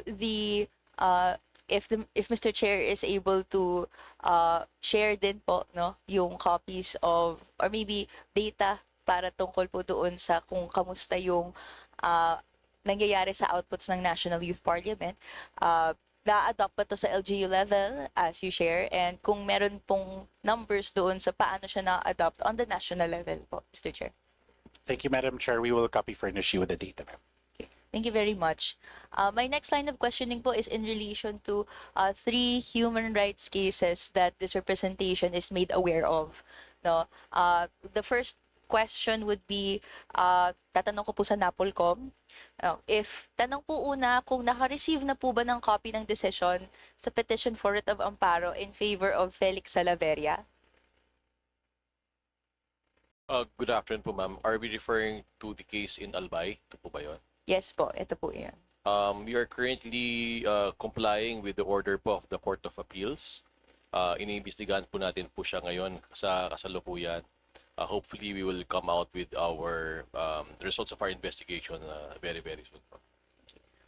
I raised this dahil bahagi din po doon sa Court of Appeals decision ay pinapadirect po yung dinadirect ng NAPOLCOM to investigate yung culpability of police officials involved in the disappearance of Felix Salaveria. So, can I confirm investigation on that has started already? Yes, ma'am. We are aware of the Court of Appeals decision.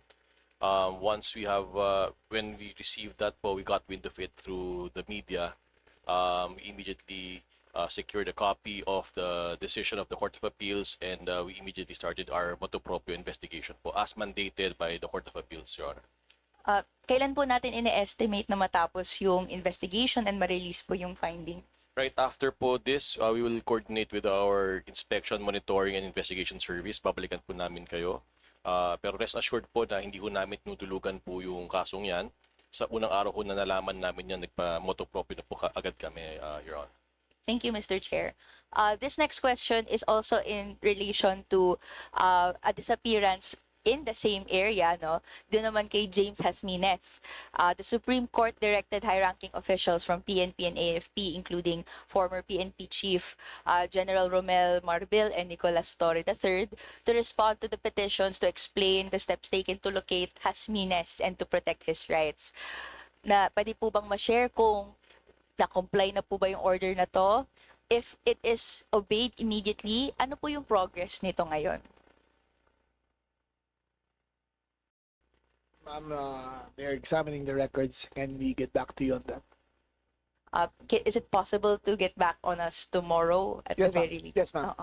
For sure, ma'am. We will give you the full report by tomorrow. Sige po. Urgent po na yung dalawang, well, they're 2 fathers, they're 2 bikers na on different dates ay hinagip na lang. There's CCTV footage, no, of police, military officials that are involved doon sa disappearance. We'd like an update na a substantial Okay, update sa kung ano pong nangyayari sa investigasyon, We'll kung give you the kamusta na sila and ano nangyayari. we'll give the full report by tomorrow, ma'am. Okay, thank you. And lastly po, in relation po to Prudencio Calube Jr. So siya po ay isang matanda na retired na, but he is pinagkamalan siya no na dun sa isang kapangalan na NDF consultant. So tas inaresto and ngayon may Court of Appeals decision no that writ of habeas corpus na ginrant in favor of him. Can we ask, no, will you initiate an investigation on the culpability of officials who authorized the operation?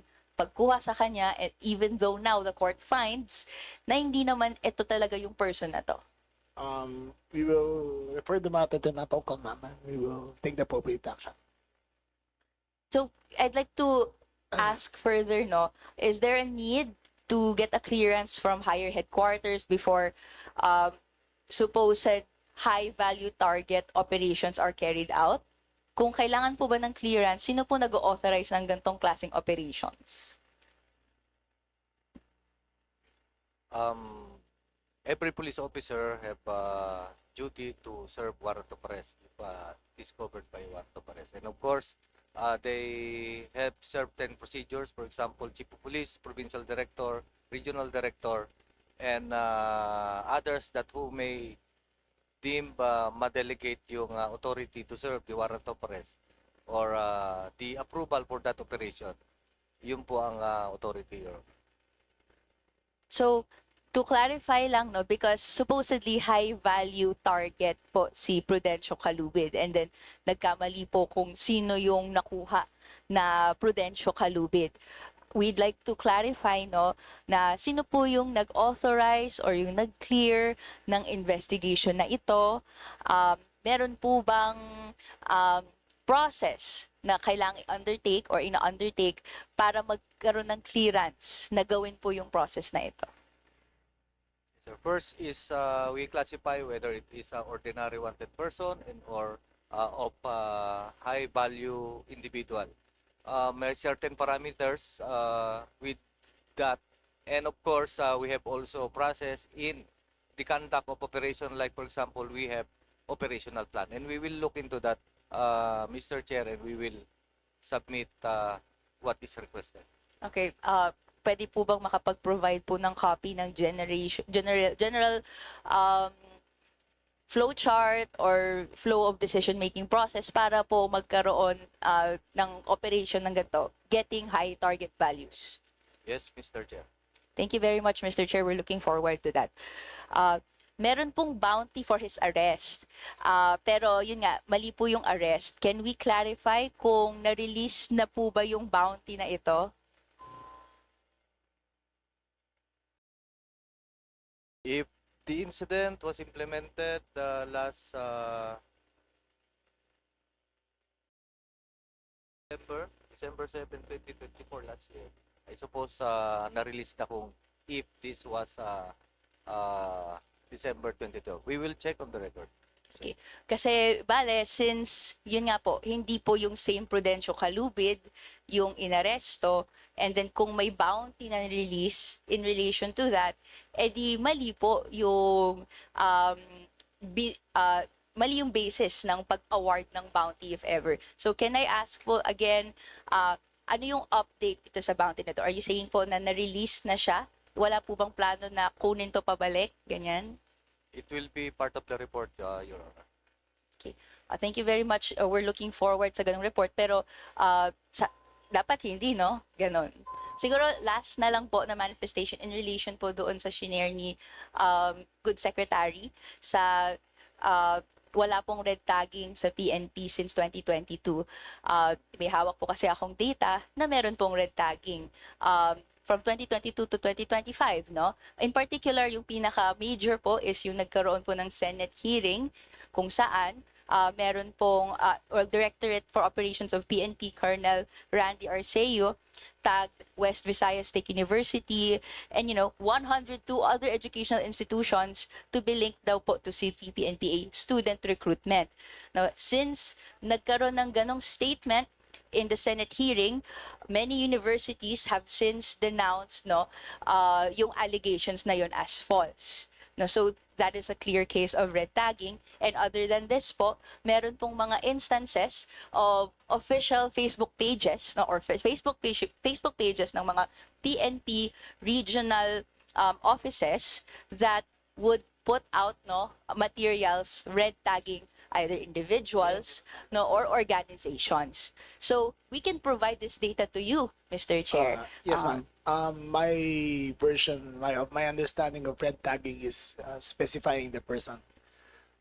As far as the universities are concerned, even my province is affected by that, Cavite State University.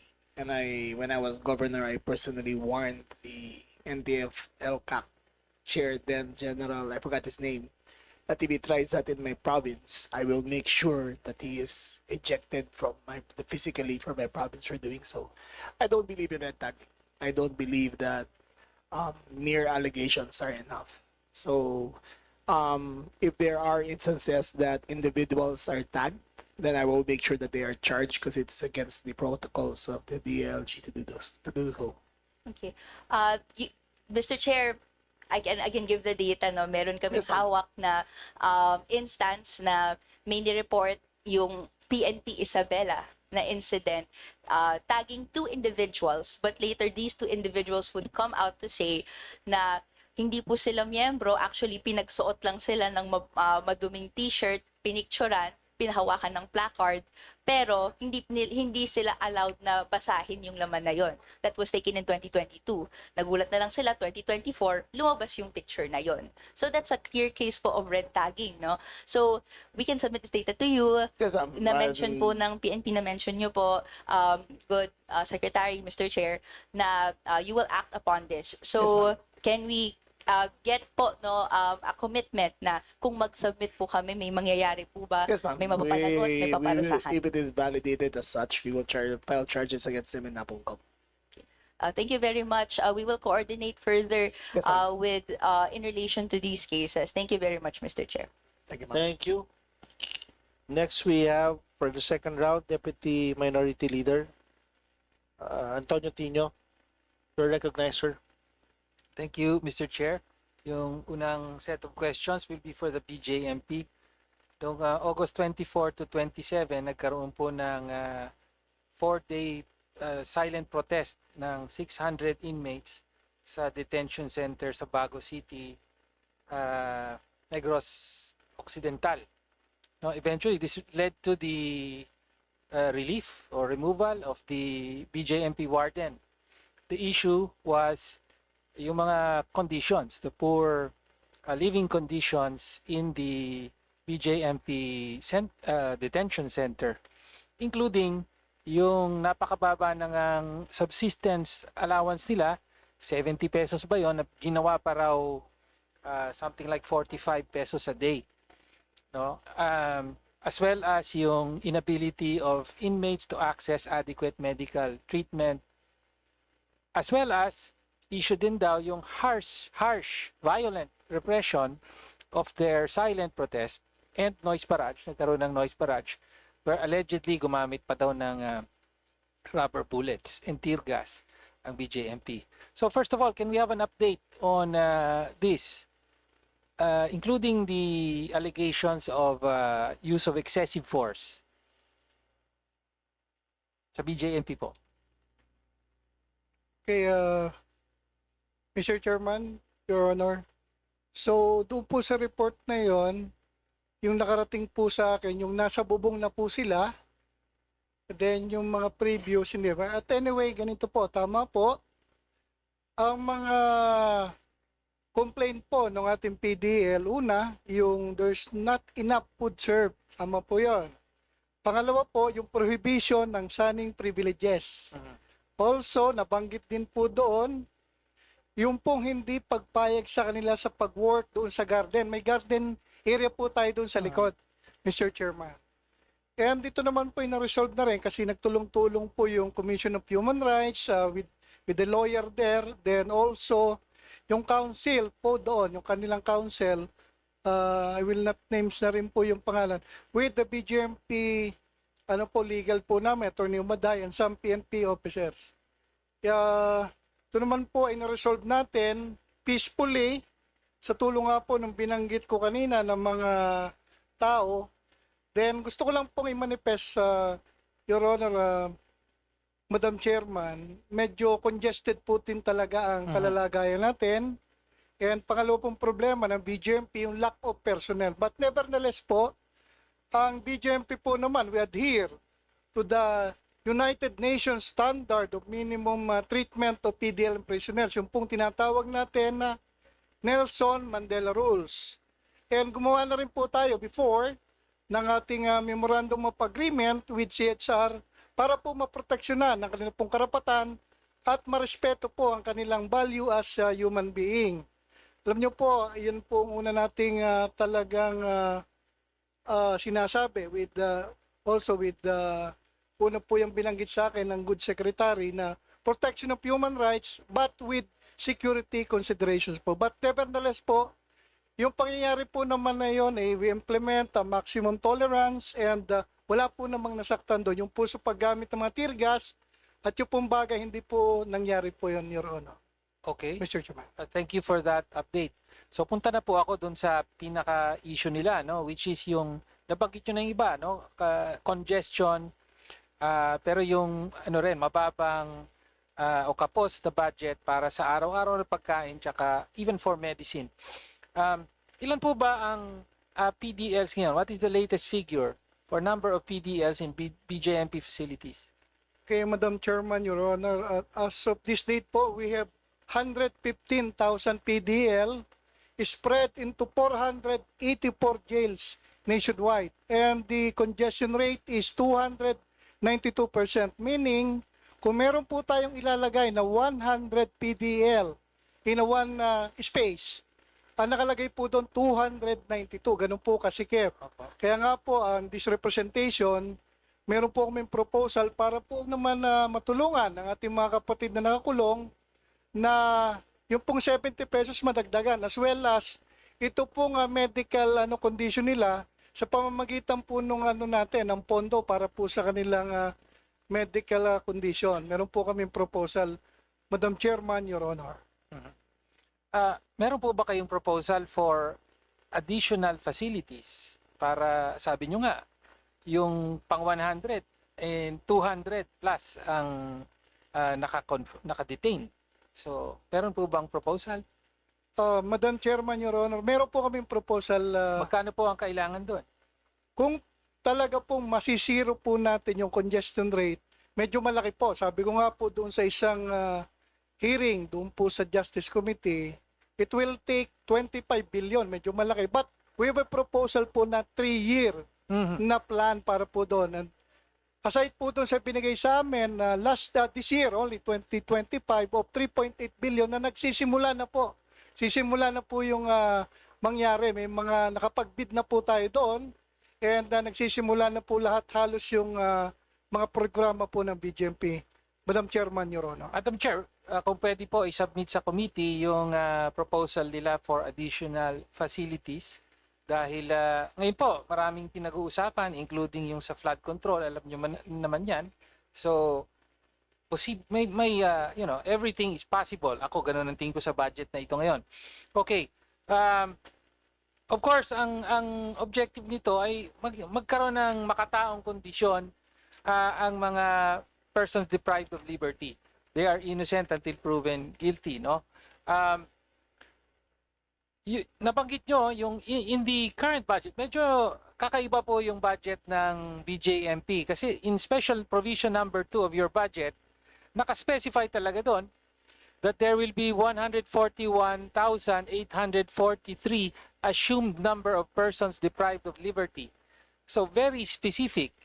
Kaya the budget for subsistence will be 100 pesos a day and for medical will be 15 pesos a day. So medyo nanibago lang ako na napaka-precise nung numero, no? Although it is a projection. No? Pero ibig po ba sabihin nito magiging mas mataas? May pagtaas sa proposed budget nyo para sa subsistence and medical allowance? Madam Chairman, Your Honor, Nagpa-conduct po tayo ng study, kaya po nagkaroon po ng numero na yan. And doon po sa UP, kasi po meron po kaming ARIMA, that is a statistical tool. ARIMA po ang tawag doon. Hindi naman po ako masyadong but yun po ang ginamit namin para po maka-come up nitong 141,843. Also, it was presented doon po sa DBM during po doon sa aming budget presentation po. Kaya po nag-come up po kami dito sa mga figure po na ito, Madam Chairman, Your Honor. Magkano po ang subsistence allowance ngayon? Ang proposal po ng BJMP is ngayon po is 70 pesos sa Madam Chairman, Your Okay. Honor. In the NEP, it is 100 pesos a day. Yes, Madam Chairman, So Your Honor. dapat po, pag na-aprobahan ito, magkakaroon ng pagtaas to 100 pesos a day. So positive na po yan. It's a 30%, well, tama ba yun? No, more than 30% increase. Okay? And yung medical po, magkano ngayon? Same Daily. pa rin po, 15 pesos. Pero binigyan po kami ng additional fund para po dun sa hygienic kit. Meaning po yung toiletries in layman's term po. So bukod po yon, so makakadagdag po yon. Also, meron po kaming medical support for PDL. Ito po yung mga pagkuha ng dugo. Hindi po yung kasali dun sa dati kasi purely yung pong release po sa amin is para po sa gamot. So we need also test para po naman ma-alleviate yung kalalagayan nung plate ng po ng ating mga kapatid na nakapage sa ating mga kulungan. Madam Chairman, Your Honor. Madam Chair, request lang, Mr. Chair, may request lang po na magsabit po ng kompletong datos ang BJMP para sa, yung capital outlay requirements, tsaka yung pag-increase sa, meron na kayong proposal from 70 magiging 100 pesos, pero yung medical po na 15 pesos a day, kulang na kulang po yan para sa maraming mga may sakit. So kung pwede po mag-submit tayo ng possible increase, no? Kasi handa po tayong suportahan yon. Okay po ba? Madam Chairman, Your Honor, we will do, sir. We will submit to this committee our proposal. Okay. Ngayon, ibang topic naman po. Usapin naman po ng sweldo ng mga LGU employees. No? Ang umiiral po dyan yung salary standardization law. At pag sinabing LGU employees, meron dyan yung regular at saka mas marami pa yung mga job order and contract of service. In fact, sa buong gobyerno, ang pinakamalaking bilang ng job order and contract of service, over 600,000 are in LGUs. No, but yung meron ding mga regular sa LGUs, numbering all in all over 500,000 according to data from the Civil Service Commission. Ngayon, sa ating salary standardization law po, alam natin na kapag cities and municipalities, may porsyentuhan po ng sweldo ng national government, yung rate ng national government. So for cities, it's from 100% to 75% of the national rate. Samantalang sa municipalities po, from 90%, ito yung masaklap, 65% lang for 6-class municipalities.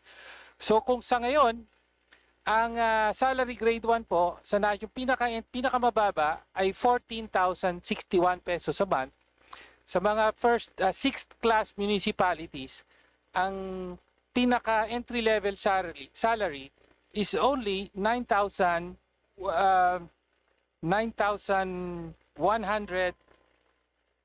something like that, no? Or pumapatak po sa 365 pesos a day, na mas mababa po sa minimum wage sa mayorya ng mga rehiyon sa Pilipinas. Regionalized po ang ating mga wage board, ang minimum wage natin. So, to the Secretary, to the DILG, paano po natin tutugunan ang ganitong kalagayan na yung maraming mga salary grade 1 natin sa mga LGU na they have employer-employee relationship, hindi pa nga sila yung mga job order and contract of service. Below minimum wage po ang natatanggap nila. What solutions pwede nating pagtulungan ito? Paano matutugunan na yung salary grade 1 sa LGU dapat naman umabot man lang sa minimum wage, na kapos nga yung minimum wage, di ba? I agree, Your Honor. The problem is that the budgetary constraints of an LGU are really the ones driving the salaries of the positions. If we adjust the maximum PS of a 6-class municipality and make the salary grade according to minimum wage, wala na pong matitira para sa MOE. We understand po na kaya na syempre lalo na for 6-class municipalities, napaka-limited ng available na sariling pondo nito. Kaya nga po actually, baka kailangan na pong pumasok dito ang national government. Hindi po. I would rather po reform the local government code on how the national tax is appropriated amongst the municipalities. As of now, the formula is 34 years old, and I think it's time to revisit on how it is formulated. Okay. Well, all right. Thank you for that. So that can be perhaps a medium-term Yes. solution. Pero sa kagyat po, ako po ay ang isang pinopropose ko sa Committee on Appropriations ay magbigay ng some sort of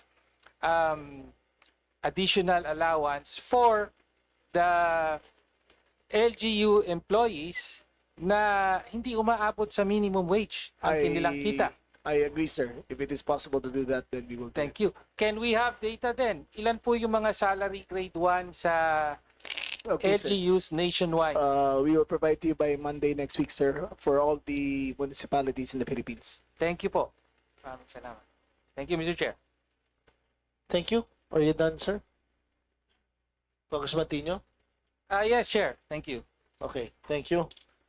And last to intermediate for the second round, we have Representative Dada Kiram Ismula. You're recognized, ma'am. Thank you, Mr. Chair. Magandang gabi po ulit sa inyong lahat. For this round 2 po, particular na itatanong ko lang po. I have 3 questions sa PCW, Philippine Commission on Women. Mandato ng Philippine Commission on Women na masiguro ang pagiging gender responsive ng mga pambansang plano sa kaunlaran. Pati na rin ang masusing pagsubaybay sa implementasyon ng performance ng mga ahensya. Alinsunod sa National Plan for Women. Ang tanong ko po, nagkaroon po tayo ng mga konsultasyon kasama ang iba't ibang mga grupo ng mga kababaihan. Isa sa mga nabanggit na issue ay ang kakulangan ng presensya ng PCW sa provincial at regional areas. Maaari po ba naming malaman kung may mga provincial at regional offices ang PCW sa mga iba't ibang bahagi ng ating bansa? Kung meron man po, ano yung mga lugar na wala pa? Maraming salamat po sa inyong katanungan. Yes po. At maraming salamat din po sa ating mga mambabatas na narito.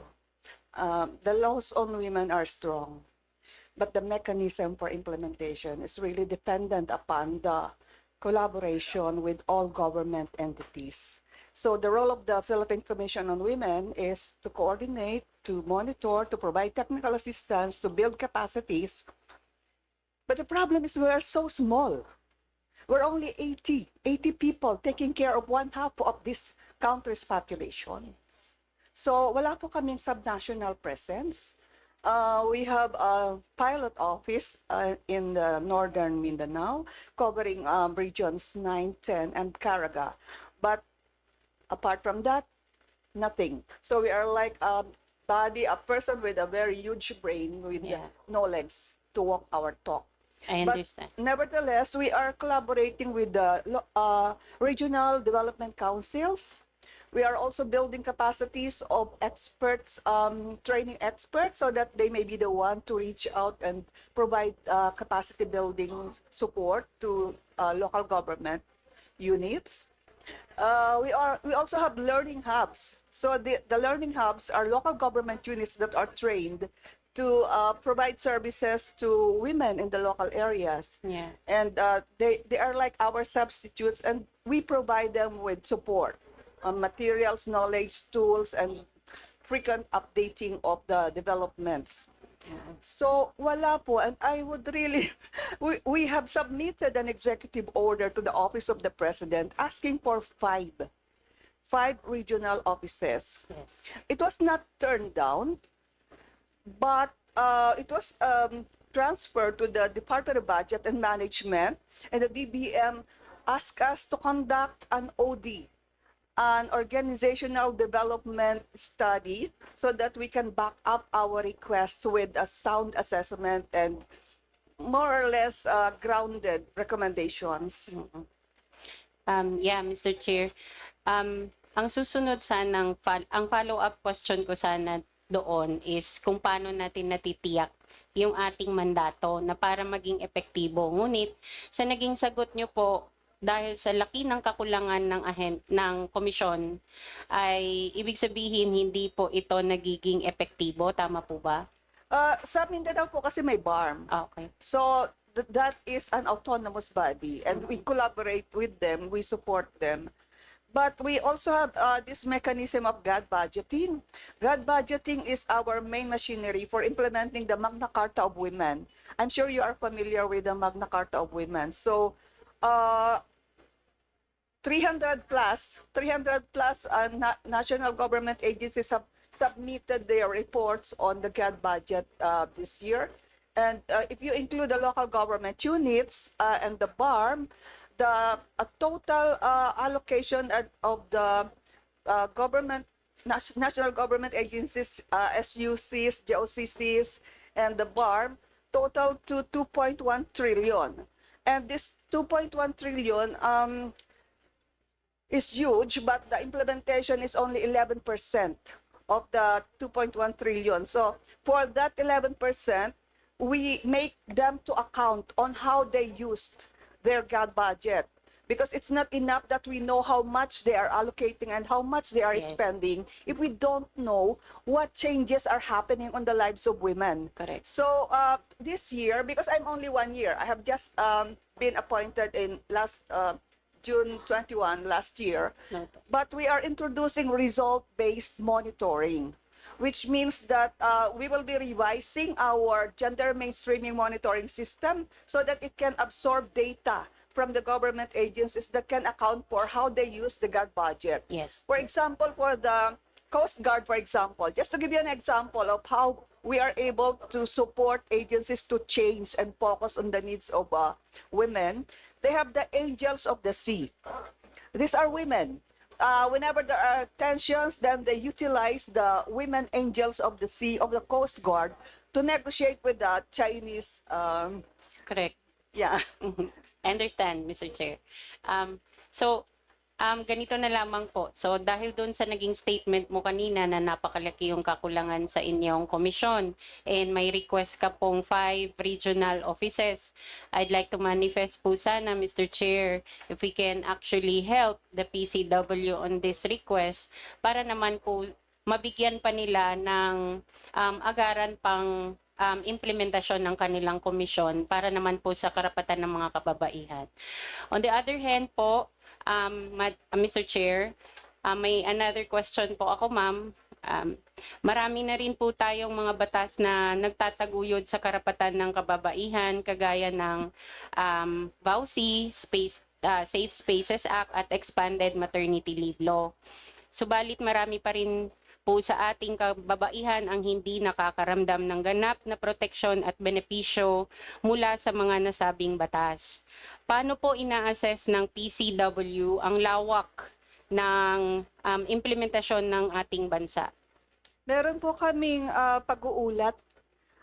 We have a reporting mechanism that we are undertaking in consultation with various government agencies, such as the implementation of the Beijing Platform for Action and even the Magna Carta of Women and the UN Convention on the Elimination of All Forms of Discrimination Against Women. So because this is a whole of government approach and all of society collaboration. Yeah. So this is not accomplishment of the PCW, it's accomplishment of the Philippine government. And just to tell you a bit of our achievements, because we are not a line agency, we don't go direct to the women, but just to share with you you, we are internationally recognized. We are the only country in the world with the 2 legislated God budget. We are number 1 in Asia in gender equality, and that has never changed since then. We have been in the top 10 of the Global Gender Index. For 13 years, we were in the top 10. We were number 5 in 2023, but we dropped during the presidency of one of our former presidents. Yeah. Last year, we were 25, number 25, but now we are already number 20. And I intend to mobilize the support of everybody so that we can climb up again to the top 10. Okay. So, marami na po tayong mga achievements. In fact, we are the vision leader of the ASEAN in terms of gender mainstreaming, and we are building a Center of Excellence on Gender Equality for the ASEAN region, and this will be funded by the ASEAN. Okay. We are also building Gender Training Institute and Research to support the needs of our people in government who are working for the advancement of women. Iba po kasi yung gender equality and women's empowerment eh. Yes. Hindi po ito simple na pag pumasok ka lang sa isang ordinary na subject matter na intindihan mo na. It requires a lot of perspective and a lot of trainings, and you can only learn it if you do it. So thank you very much for asking the question. I thought I will be leaving this session without being asked. I agree with you on that matter, ma'am. And don't worry, I'm actually in full support of your commission. Thank you so much. I Yes love po. you. Thank you. Thank you. Mr. Chair, thank you so much po. With that, imamanifest ko lang po ulit na sana po ay pansinin din po natin yung PCW sa kanilang naging request po. Salamat po. Thank you so very much. Ang amin pong budget is only 0.06 of the total budget of the DILG, and our increase is only 0.14%. So that is how small it is. Yes, thank you. And I know you're not asking for an additional budget. Maraming salamat po. That has been the statement kanina pa. Before I yield the chair to our chairman, SUANSING, first I would like to apologize sa BFP, Director Fernandez, for my previous statement regarding the submission. Actually, it was submitted by your office. Pumunta ka sa akin yung mga pinapunta mo mga angels mo dito eh. Pagbabae, malambot po ang puso natin. Inspector Dolioso, Bakay, and Sabado. They submitted September 5. Okay? So I apologize for the previous statement. It was a shortcoming of my staff, and we have my office admits it. So pasensya na po. But regarding yung mga ibang submission na pinabish tomorrow, yeah, para kay Congressman DS, Deputy Speaker Bambi Imano, and for the next Monday, sa promise also by the Secretary, yung kalat pong hiningi ng ating mga kasama. And I would like to thank you personally, Secretary Rimulya, for your patience. Yes. Ito na sa'yo, ma'am.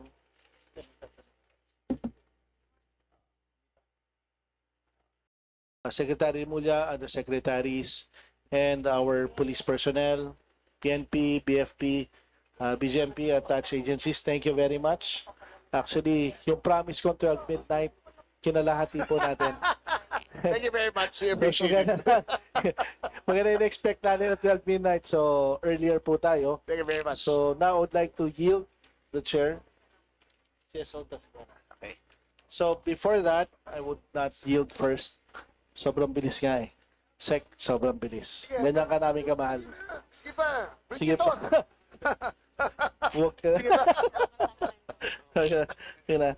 And we have questions from our CSOs. So it's not only the congressmen, civil society organization.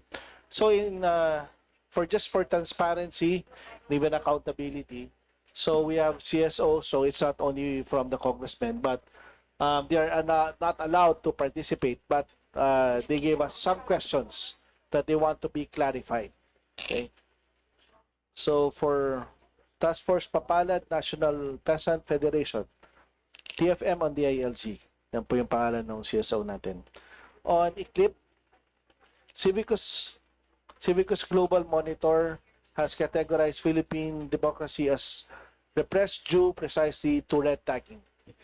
There are several reports stating that anti-insurgency programs, especially the Enhanced Comprehensive Local Integration Program or the ECLIP, are being used to justify heavy-hand approaches against CSOs, civil society organizations, particularly through former rebels' testimonies held in duress to red tag CSOs and their leaders.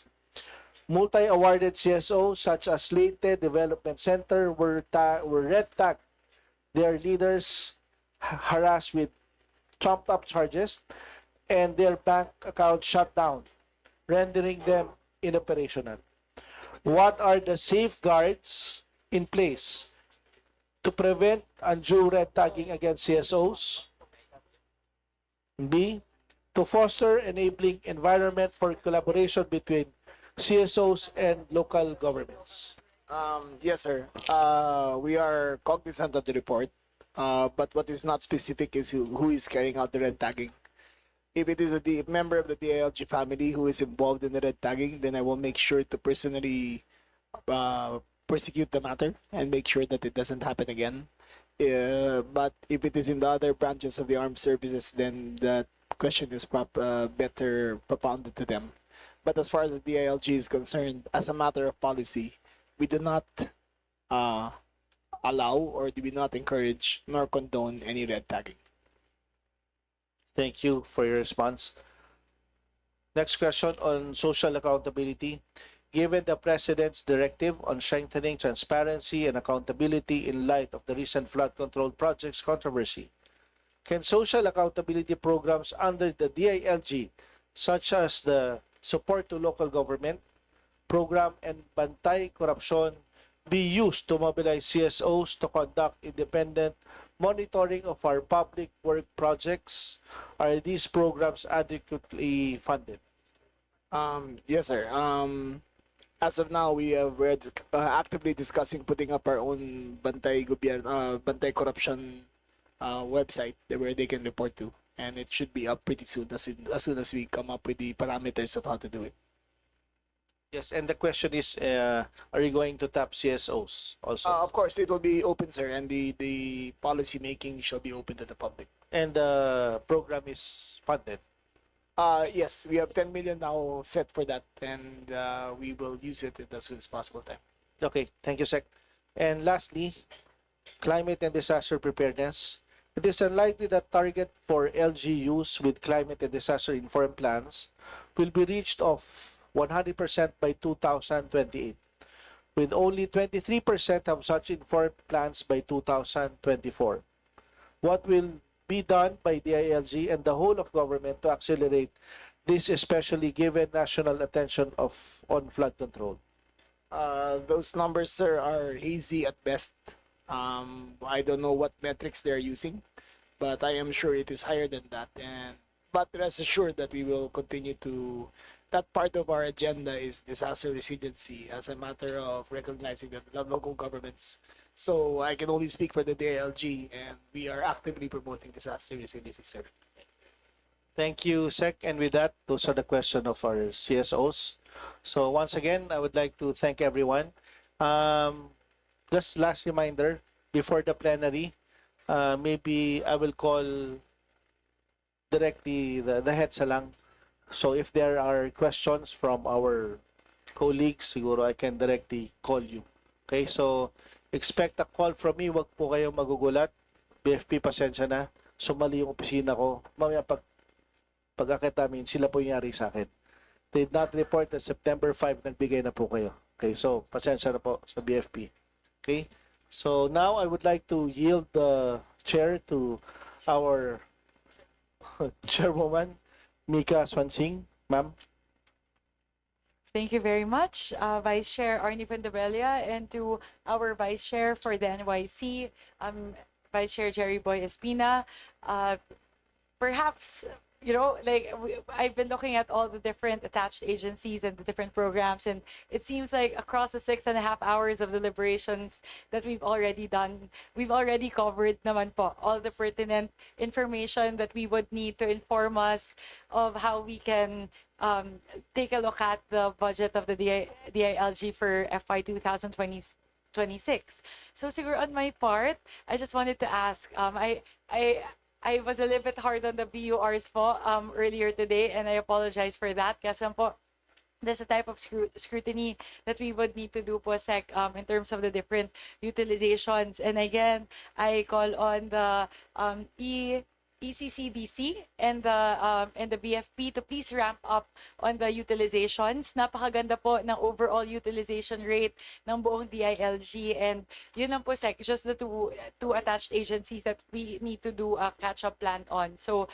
yun lang naman po. And as we've seen, based on the utilization and based on the achievements and accomplishments of the department in the last year, nakita naman po natin na talagang nagamit sa tama, na-implement po ng tama yung pondo na ipagkatiwala po natin sa DILG for fiscal year 2024 and as of now, fiscal year 2025. So we're also confident that you'll do the same as well, Sec, on the budget that we're going to entrust to the DILG as well for FY 2026. So we've looked at all the programs and the different attached agencies, and I think there's just one question, Sec, that needs to be asked before we end the interpellations today. Several of the members of the committee have raised the same during their interpellations, that they are in support, we are in support of, with the caveat po, na if we're able to find ample fiscal space for us to be able to support increases in certain programs, if there are programs that the good secretary and the department believes are currently underfunded or unfunded po in the NEP. So I understand po, Sec, na marami po kayong proposals na sinubmit sa DBM for consideration for the 2026 NEP. So siguro po mayroong mga critical programs na hindi po napondohan o medyo kulang po yung naipasok sa NEP. So I'd like to ask the question po, Sec, if there's any program which you wish to advocate for, na if we're able to find ample fiscal space, we should prioritize for additional funding for DILG. That would be for the PNP and the BFP, sir, ma'am. As of now, the mobility assets of the BFP and especially the PNP is severely lacking. We have municipalities. We have a city here in Metro Manila that only has one police car. The total number of police cars for Metro Manila is 547. In comparison to my province of Cavite, which is 801.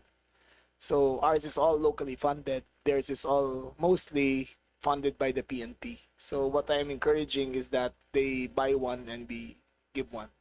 But again, if in order to address criminality and response, we need more mobility assets for the PNP and BFP.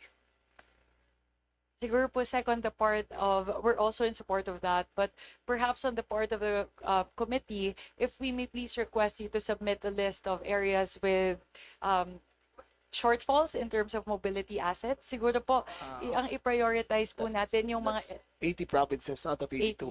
Opo, kung lahat po talaga kulang. yung specific lang po Yes, sana. ma'am. You will. Kasi po, kung may ganun pong parang, ideally, merong counterpart agreement po, di ba? Pero sana i-prioritize po muna natin siguro yung mga LGUs Yes, na ma'am. walang capability to provide a counterpart. That's right. Siguro po, if out of the 80 or out of the 80 po, baka po ma-disaggregate natin siya na kung ano talaga yung mga municipalities na pinakakailangan.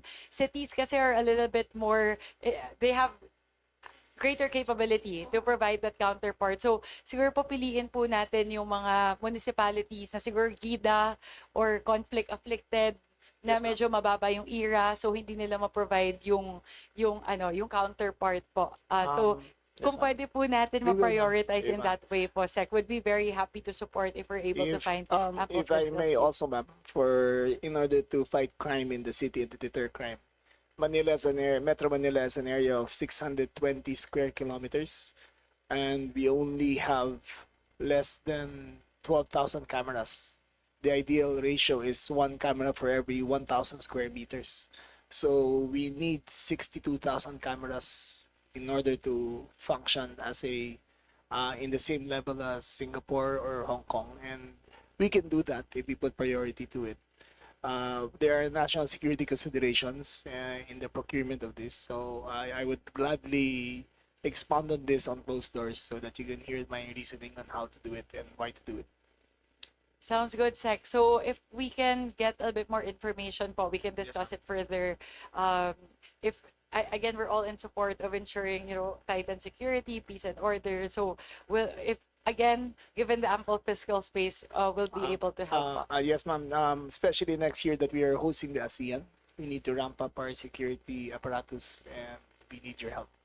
Apo. Thank you, Sec. So siguro, again, for the mobility assets, let's please prioritize siguro the areas that are geographically isolated and also historically conflict afflicted or currently conflict afflicted. And then we can discuss more po on the security cameras. Okay. You also mentioned, Sec, the BFP requiring additional funding. Is there a particular program lodged within the BFP that would require additional funding? What we don't have, ma'am, are marine fireboats. We only have 2 that are in Metro Manila, but we don't have one in Batangas, we don't have one in Matnog, we don't have one in Hailuran, we don't have one in Cebu. So if there is a ship that catches fire, we have very little assets to combat it, and those are the things. It is quite expensive but necessary for us to have. If I may ask, Posek, how many do we have currently? Dalawa lang yata, no? Marine, no? Three, ma'am. But we have 16 major ports, and we only have 3 of them. So if a ship catches fire in the Visayas, no one will respond to the fire. Mataas po ba yung incidents ng fires? Hindi naman, ma'am, but that is the biggest nightmare for a ship, for it to catch fire. They hardly sink, but when it catches fire, it is the most deadly form of disaster we can have.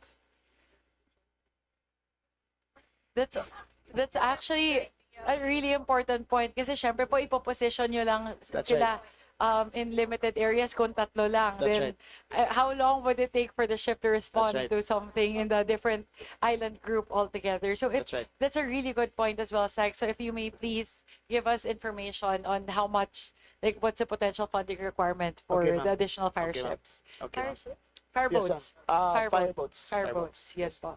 Okay. I think those 2 very important points, Sec, and that if we're able to get more information on that, we'll be able to see how we can navigate through. Thank you, ma'am. Again, if we find ample Very much fiscal appreciated, space. ma'am. Okay. Thank you very much. All right. We're good. Anything else? Okay na tayo. Okay. Isasara ko na. It's been 6.5 hours po. Madam Chairperson. Sorry, 1 second po. Just wanted to make sure that there are no other member who wishes to interpolate.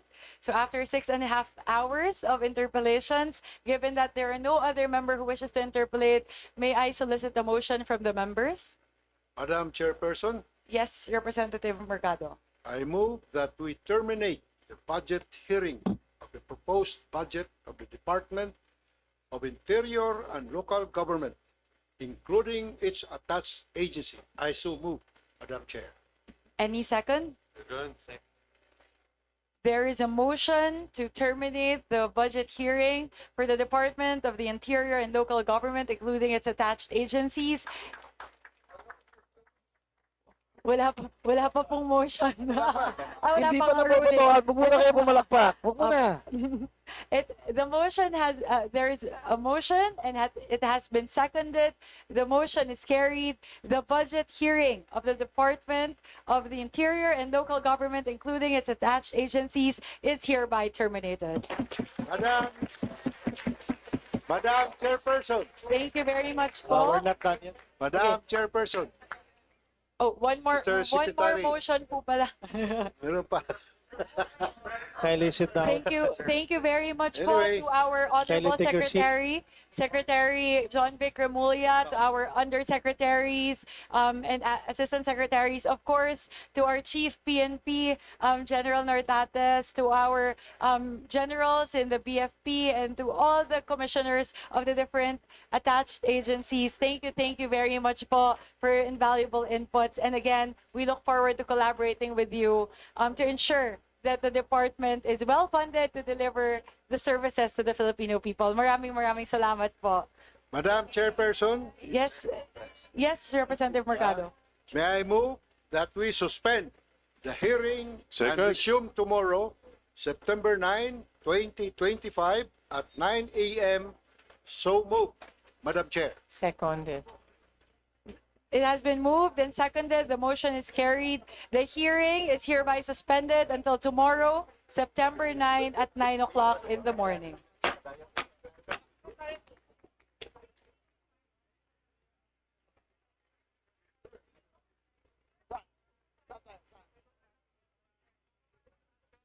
May we invite the DILG to come behind our beautiful chairwoman for their official photo.